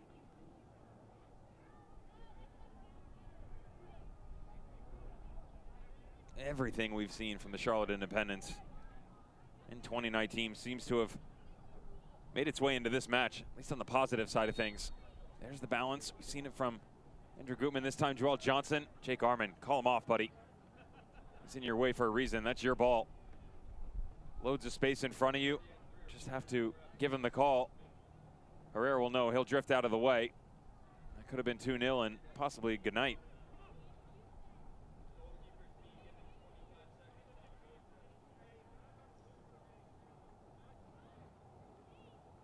Taco, you could see just pointing to his midsection as his elbow got punched into him. Came up over the top of Ferris. Got bridged just a bit. It was actually Ferris's side and elbow that hit the Albanian right in the stomach. He's been a good addition to the squad.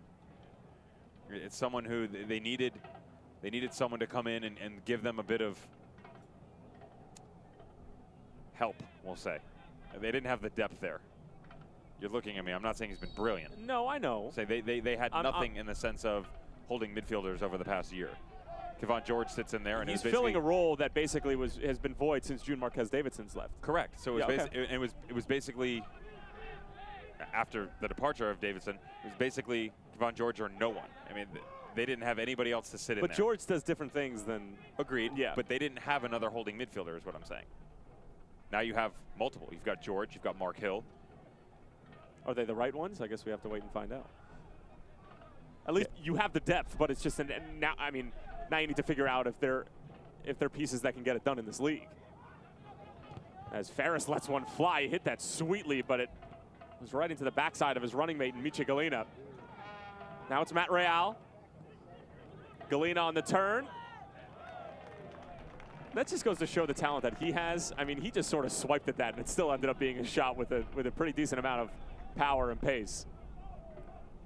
I like him better on the left-hand side, though, Zach Zandy. He looks better on the near side than being out on the right. And to go back to your question with the Charlotte Independents and their midfield woes, if you will, the roles that they're asking these guys to fulfill, Strength from Jackson. aren't life-changing. Martinez floats one in. Herrera! Hip, hip, Jorge!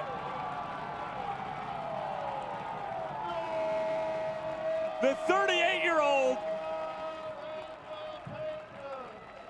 with a terrific header, and the Jacks take a 2-0 lead in the final 20 minutes.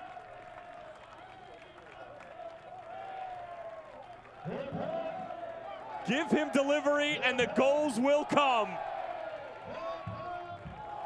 Everybody knows him as the goal scorer and hold-up play for the Jacks over the past few years. They don't know about the state championships that he's won for his high school squad as the head coach. And he's also the technical director of a local club. And how textbook is this finish? Clinical from the Colombian on the back post. Growing into this match each and every minute that he's had the opportunity to do so. We said he needed to be involved more often. That is exactly why Jorge Herrera back on the score sheet.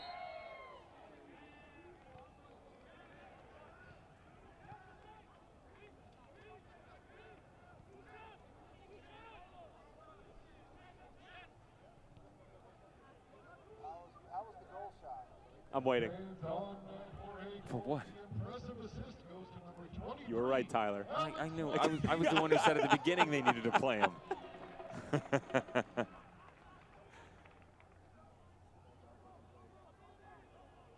Jorge Herrera with his second of the year. Unbelievable stuff from the Colombian. Seems to be a bit of a wake-up call, though, for Bethlehem. And Andrew Gutman up to the task and threads the needle for Nicky Jackson, who is onside. Here's Jackson into the area, working on Cole Turner. Jackson still with it. Jorge Herrera was naked at the top of the penalty area, but Jackson was feeling himself. Sometimes when the number 9 hasn't really seen a lot of the ball, which he hasn't here in the second half, you can understand they want to go alone and be a bit selfish, and you need to give them that opportunity to build confidence. Why not when you're 2-0 up with just 15+ minutes to go? Jorge Herrera was wide open on the near touchline, but I don't mind the look.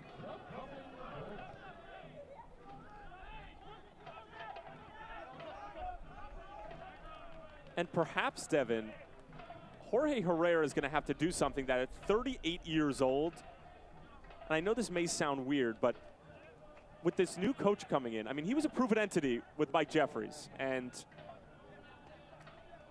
when he was fit, he was starting. He's going to have to earn this starting spot. He's going to need to force Jim McGinnis to find some sort of formation, perhaps the one that you and I came up with before the game. Just saying. Force Jim McGinnis to find something to make it work for him, Enzo, Damoduro, and the like to all be on the field at the same time. And the way to do that is to just score goals. Well, his performance tonight isn't just the goal scoring. No, it's not. It's been all around, and it's been great. And you're right. Plant that little idea, you know, inception. Just throw it into his mind and make it grow. And it doesn't hurt that you're scoring goals, providing assists, all that stuff. But when you can do everything, hold up play, he's shown he can go in transition. Just continue to find a way to be a talking point within the manager's thought process. Jorge Herrera has done that.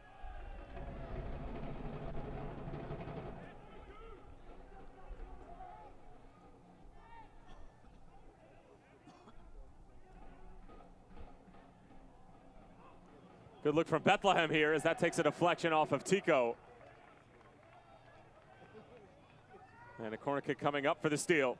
Remember, this is uncharted territory for Charlotte Independence. Coming into this match, they had only held leads for a combined 8 minutes. That was 1 minute versus the Atlanta United 2, and then 7 minutes last match. And we know how that turned out. So now can you see it through down the stretch? Lofted corner, Farris is up for it, as is Ofemu, scramble in the box, and last touch off the Jags. And another corner coming up. I remember a game almost exactly this time of year last year, Tampa Bay Rowdies, they were up 2-0, and they conceded 2 late goals, including a different Damo Duro strike from about 25 yards out in his Tampa Bay Rowdy debut, and ended up being a 2-2 draw. And that was sort of their MO at the beginning of last season, was giving up late goals and late equalizers, trying to exercise those ghosts.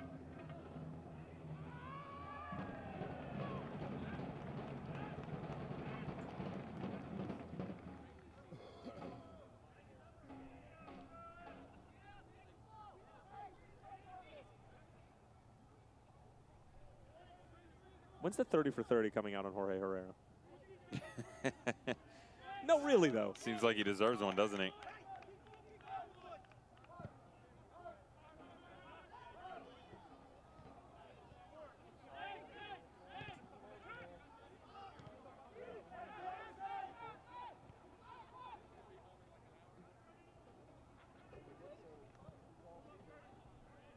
Hey, don't say anything. Meanwhile, Curtis Anderson is on his way to a clean sheet where he may not have to see a shot.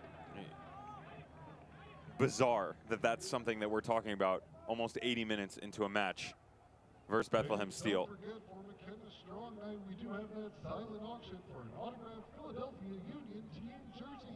And you wonder what sort of opportunities will come for him in the future. And again, it's hard to judge because Brandon Miller gets the rotation. Do you give him another look? He didn't have to do anything tonight. Good build up again from Charlotte. Joel Johnson. Edge of the area. Taku. There are numbers in the box for Charlotte. Hill. That's tough with your off peg coming across your body. You say that in front of him when you see him. See how that works out. Sometimes when I'll say it from like 40 yards away. There you go. He'll hit you with with a the ball. megaphone. Yeah. He'll pick with you that out. left peg. There you go. Stay up to date on League One action at USLLeague1.com or check out live on ESPN+.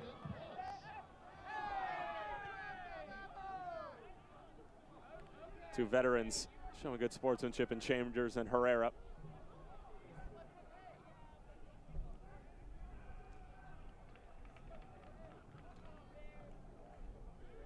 Some Karate Kid references flying around here at Matthews.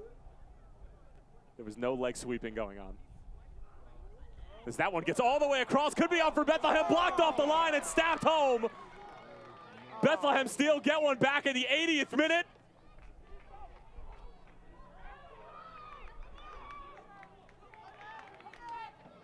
And now we've got a game. Bethlehem Steel have been borderline anemic for the first 80 minutes of this game and find themselves in a position to be able to equalize late. All was quiet on the Eastern Front for the Bethlehem Steel. Poor clearance by Hugh Roberts. Tries to make his way back in, and the deflection just ends up right in the back. And Shavani Willis, the midfielder, Johnny on the spot, just does a good job stepping in. Game on. Willis will get credit for the goal. Hugh Roberts was trying desperately to keep out his former mates. And as well as Charlotte have managed this game, you always sort of had a feeling that this is at least going to be competitive down the stretch. It's complacency. Yeah. You talked about the parity of the league and what it's like this year. How many teams have we seen go up and they put together 75, 80 excellent minutes, and then all of a sudden another team gets a quick goal, and then boom. Charlotte Independents were one of those teams just weeks ago versus Atlanta United too. And in the 11, they were down 3-0, and they end up making it a 3-2 game late.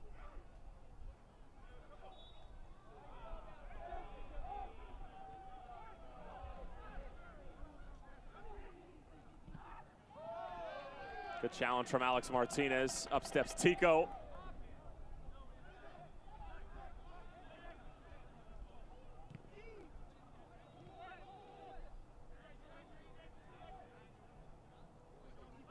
Taku, bit of work to do. Still in play. Herrera trying to turn. Chambers beats him to it.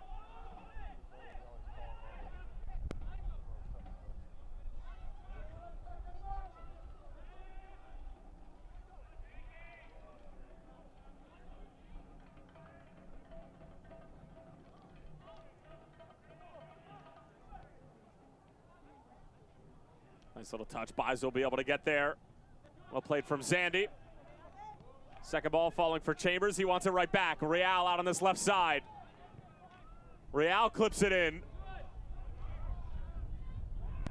Bethlehem putting the clamps down. Galena, nice little fake. Galena still with it. Eventually stripped. Jones now.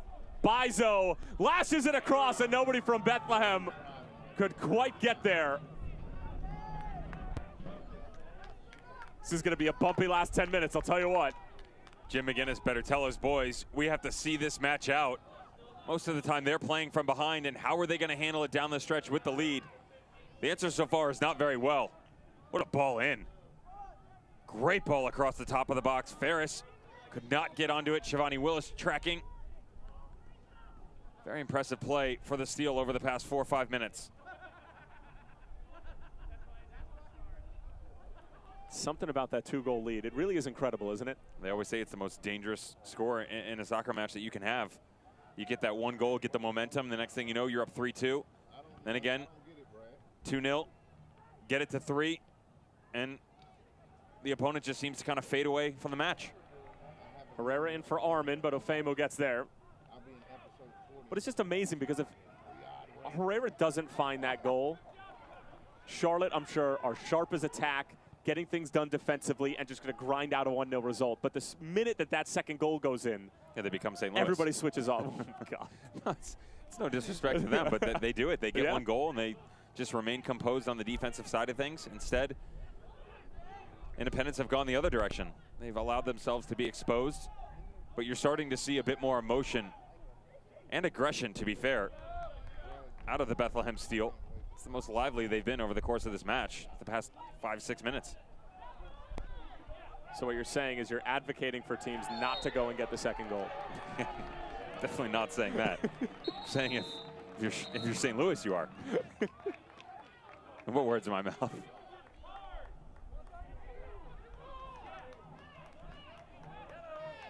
And it is going to be mustard for Matt Real, and he better be careful. Continuing to get in the face of head referee Elvis Osmanovic.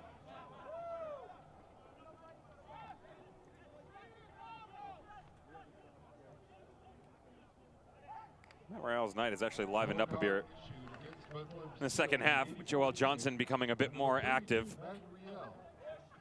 Matt Real's not happy, and to be honest, it's a little bit of a challenge, but probably gets himself in trouble with the amount of barking he does here. Just comes in late, quick little over the shoulder, and then talked his way into a yellow card.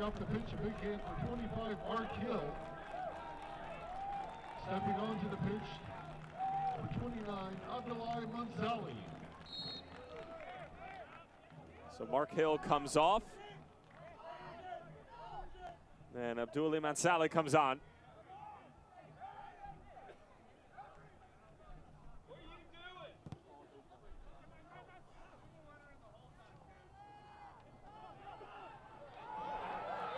Nicky Jackson taken down about 20.5 yards outside of the penalty area. And a yellow card now for Benjamin Ofemu, and the mustard starting to fly here at Matthews. And now Charlotte doing a much better job of game management and putting the pressure on Bethlehem and bringing it to him. A good look at the explosiveness by Nicky Jackson up top. Already referenced his technical ability and what he can do out in open space, but his tight corners enable him to get things done as well. And unfortunately for Jim McGinnis, Mark Hill just stepped off, so they're going to have to look another direction to find some glory. Off this near-sided free kick, left footer would have been perfect in this situation. Gutman? I haven't seen him hit anything for the Charlotte Independents yet. No time like the present. Jorge Herrera seems to think that he should be the one on this. So if you look at where the wall is lined up right now, there you go. Cornell getting it. You see, I mean, you see Carlos is like, come on, guys.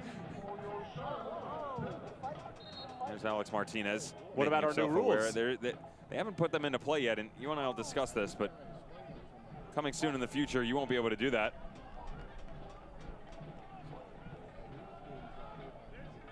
Oh, I would love to hear that conversation. Still jawing with each other, Chambers and Alex Martinez, two ultra competitors. It'll be Gutman, and Carlos hangs on to it. That on all sorts of swerve to it. And now Bethlehem, like they're shot out of a cannon coming down on the other end. Great sense of urgency from Brendan Burke's bunch. They didn't have it for the first 80 minutes of this game. Can they switch it on in the final 10 minutes to get a result out of this one? This communication between Zandy and Farris. Farris comes away with it now. Trying to find Zandy, broken up by Gutman. Going direct, Nicky Jackson. Can he get on the better side of Ofemu? Jackson, Herrera running with him. Jackson still with it. Mansally across, back for Jackson, and he missed it. He just flat out whiffed on it.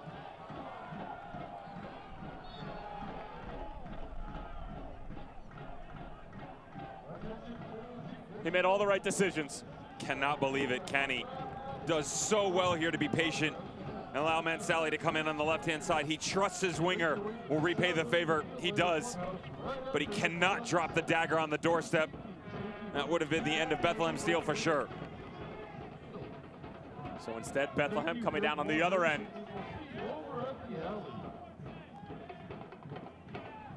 Matt Real.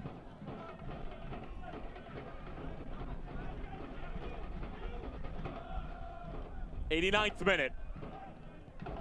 Jack's Militia trying to play their part and get their side over the finish line for their first win in 2019. Olivier Bizo. Galena trying to bring it down in tight quarters. Stays with Bethlehem. Chambers goes to ground. Galena again. Well done to find Real.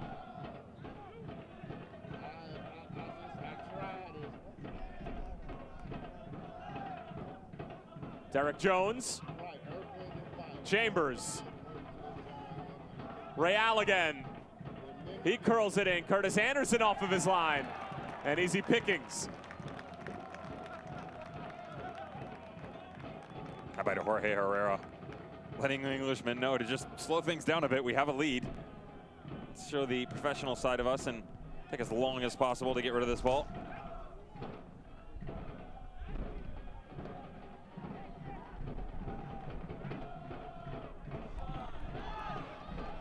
And Nicky Jackson's offside.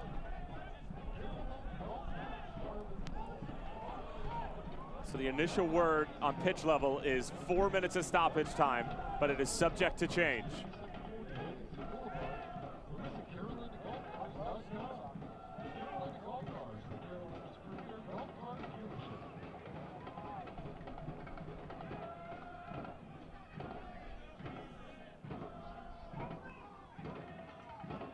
Joel Johnson wins it. Farris trying to clean up seconds. Able to do so. Finds his running mate in Galena. Threads the needle. Zandy. Good defending from Johnson. Farris on the turn. Cross takes a deflection. Anderson off of his line. Strong fist. Chambers now trying to chip him, and Anderson punches it away. Incredibly acrobatic play for the Manchester City product. Not sure if that was going in, but Anderson was not taking any chances. And finally with some work to do in the 91st minute. The visionary, James Chambers, tries to get cute here. Good goalkeeping, punches it away, and then better safe than sorry. Not sure if this is gonna tuck itself inside of that far post or not. But Curtis Anderson, a bit of acrobatics and dramatics late here in the match.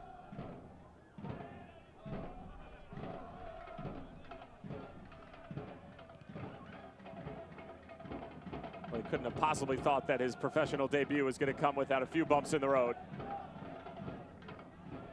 Last time you and I covered a keeper making his professional debut. Put on a bit of a show, Abraham Rodriguez. Player of the week, no big deal.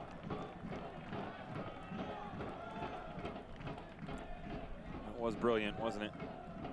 17, 16? 16. 16-year-old product out of Colorado Rapids Academy, which the Charlotte Independents will be familiar of as their affiliation, which ended up turning into the Carolina Rapids. I'm sure Jorge Herrera has some experience with their youth teams.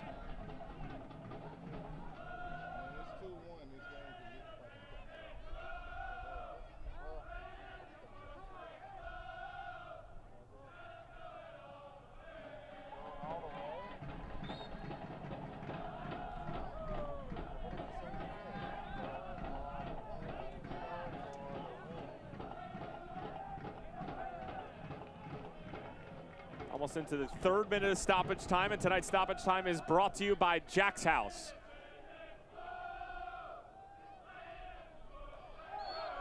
And Farris commits the foul, and it's a silly one, as that'll knock off precious seconds.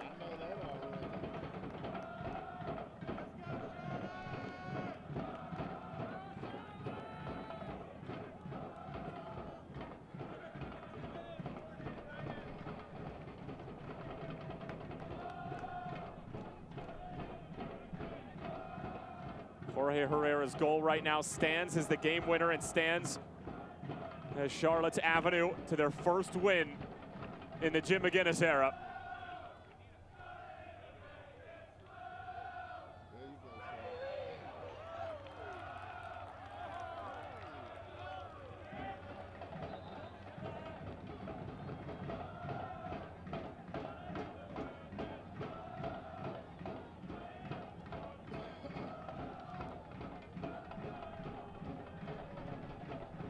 Jackson slow to get to his feet, but a bit of gamesmanship, I'm sure. Cole Turner already sitting on a yellow card, needs to be careful. Benjamin Ofemu in the same mustard-filled boat.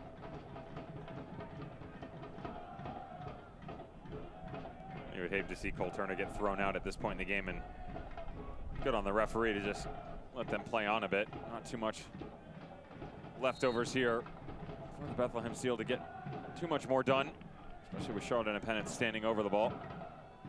Gutman just lofts one in. Easy enough for Carlos, although Nicky Jackson gives him a bit of trouble.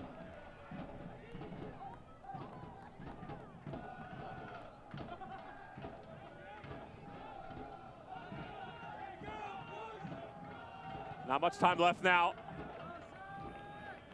Figure with the brief stoppage for Nicky Jackson, there will maybe be 30 to 45 seconds added on, but we'll see. Challenge from Bethlehem. Shivani Willis almost able to get there, and Curtis Anderson comes sprawling off of his line, and Bethlehem trying to make the case that Hugh Roberts was obstructing the play, but it's not going to matter because the Charlotte Independents have their first win under Jim McGinnis. Jorge Herrera with the game winner. Bethlehem made it interesting late, but the Jacks do just enough to get over the finish line midweek against Brendan Burke's Bethlehem Steel, who had been unbeaten in their last 3. Charlotte put an end to their 3-game losing streak. First 3 points of the season. Andrew Gutman got things started. Herrera added a second. Shivani Willis tried to get Bethlehem back into it, but it finishes 2-1 here at the Sportsplex at Matthews. Herrera, his second goal of the season, makes the most of yet his second start of the season. Devin Kerr, your thoughts? The Charlotte Independents thank their lucky stars as they're able to see this one out. They have not been able to do it so far this season, but due to that man right there and his individual performance, Jorge Herrera, were it not for Dane Kelly and his brace last night, he would be tied atop the USL all-time scorers list. Instead, he sits at 67, just 2 behind, and you better believe the way that he's playing, he will find more to come this season. So the Charlotte Independents grind one out against the playoff team from a year ago and in 2017 for a 2-1 win. We'll put a bow on it when we come back. Final score 2-1.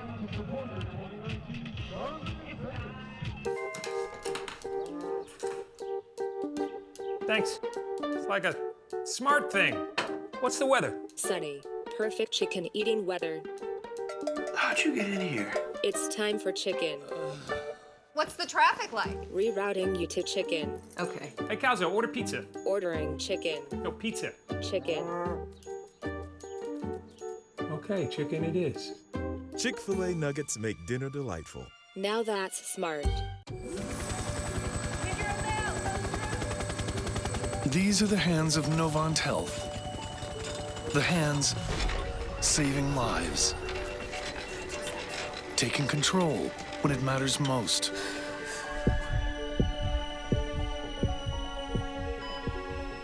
These are the hands advancing care.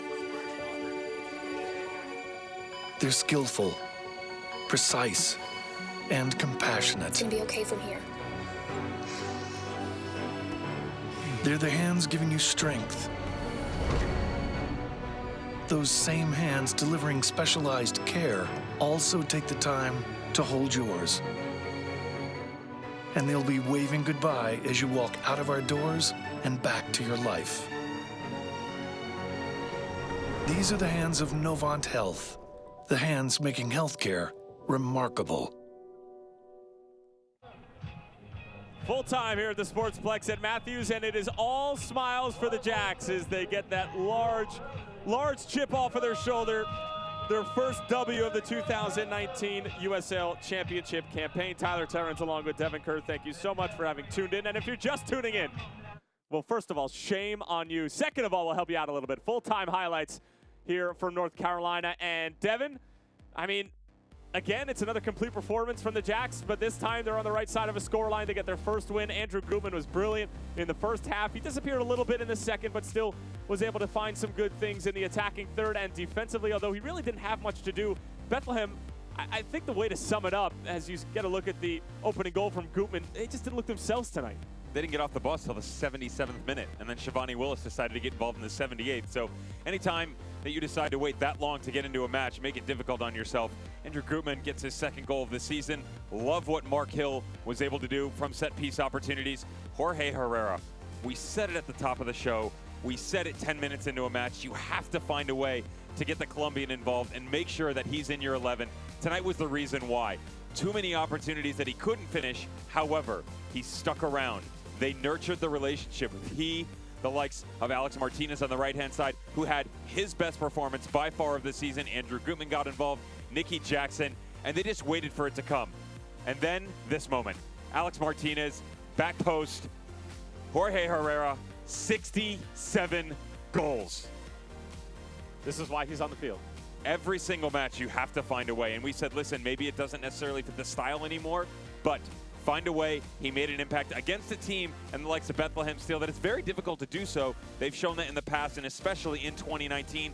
I don't mind the effort by Nicky Jackson looking for some confidence. Complacency. We said if they were going to mess this up, it was going to be down the stretch, because that's kind of the tale they had written for themselves over the opening part of this USL 2019 season. Shivani Willis just waits. Hugh Roberts wasn't the best we saw out of him in the back. And to be fair, as it came down the stretch, you need your back line to be better communication. You need them to be the leaders. That wasn't the case. Curtis Anderson bailed them out down the stretch. Not the best debut because he didn't have a lot to do, but when push came to shove, the youngster was there for you. Manchester City Academy product, able to get his first win in his first professional game. As you take a look at how the numbers shook out over the course of 90 minutes. I mean, possession statistic more or less could have gone either way. Shots on target. I mean, that always sticks out to me. 17-4. I mean, I feel like the ratio should be a bit better, but for Charlotte, still grinding through these processes, especially in the final third, you'll take what you can get at this point. 5 more minutes, there's probably a goal by Bethlehem Steel. I believe you. There was just too much momentum heading in their direction. And again, let's look at the positives. Let's forget about the fact that they let them back into the game. Let's talk about the positives. You got a 2-0 lead. You got it to 2-1, but you're able to close the game out. Now, there's that building block that we talked about for momentum this weekend. NCFC, Dave Sarakin, very formidable opponent. How do you now respond after a couple days rest? It's going to be difficult, but a good spot to build from. A North Carolina derby that features 2 new head coaches in Dave Sarakin and Jim McGinnis. Now, Jim McGinnis finally has his first win underneath his belt as a head football coach, and a look at the Wells Fargo save of the game. Whether or not this is going in doesn't really matter. It's just a great save from Curtis Anderson. Fantastic save, and keep an eye on him. He punches out. This could have gone the other direction. Chambo actually drops back, takes it off his chest in a great spot, sets himself up to actually have a go. It is wide. That's a better look at it. It is going to be wide, but smart by the goalkeeper to regain the composure after the punch, center himself to allow himself to even make the save. Other goalkeepers would not have done so. And it's early, but we'll take a look at the Wells Fargo Eastern Conference standings. And Charlotte, you're not going to find them in the top 10 in these playoff spots with the new 2 teams added on this year with those sort of preliminary postseason rounds. But, I mean, when you take a look at this, again, at the beginning of the season, especially if you get a couple draws here and there, you get a couple wins, you can find yourself jumping up 7, 8, 9 spots. But again, it's April 16th. It's so difficult. Beth's played 7, Indy's played 4. Indy looked nice last night versus Swope Park Rangers. Yep, Dane Kelly getting it done. I picked them at the beginning of the season. I'm sticking with it. But Dane Kelly, they scored 2 goals in the opening 6 minutes. Thomasini Voltson getting involved. Good for them. Unbelievable stuff. Jim McGinnis has his first win as a head coach of a football team. And it came thanks to Andrew Gutman, Jorge Herrera, and the entire Jack squad that grinded it out throughout the course of these 90 minutes against a stingy Bethlehem Steel Football Club. Up next for Charlotte, it's North Carolina FC in a Carolina derby. For our entire crew, producer Ava Ponte, director Gage Tillotson, replay operator Jose Pueso, and my main man Devin Kerr, Tyler Terrence, saying so long for now. Charlotte 2, Bethlehem 1. We'll talk to you soon. This copyrighted telecast of the United Soccer League Championship cannot be retransmitted, rebroadcast, or reproduced without the expressed written consent of the United Soccer League Championship.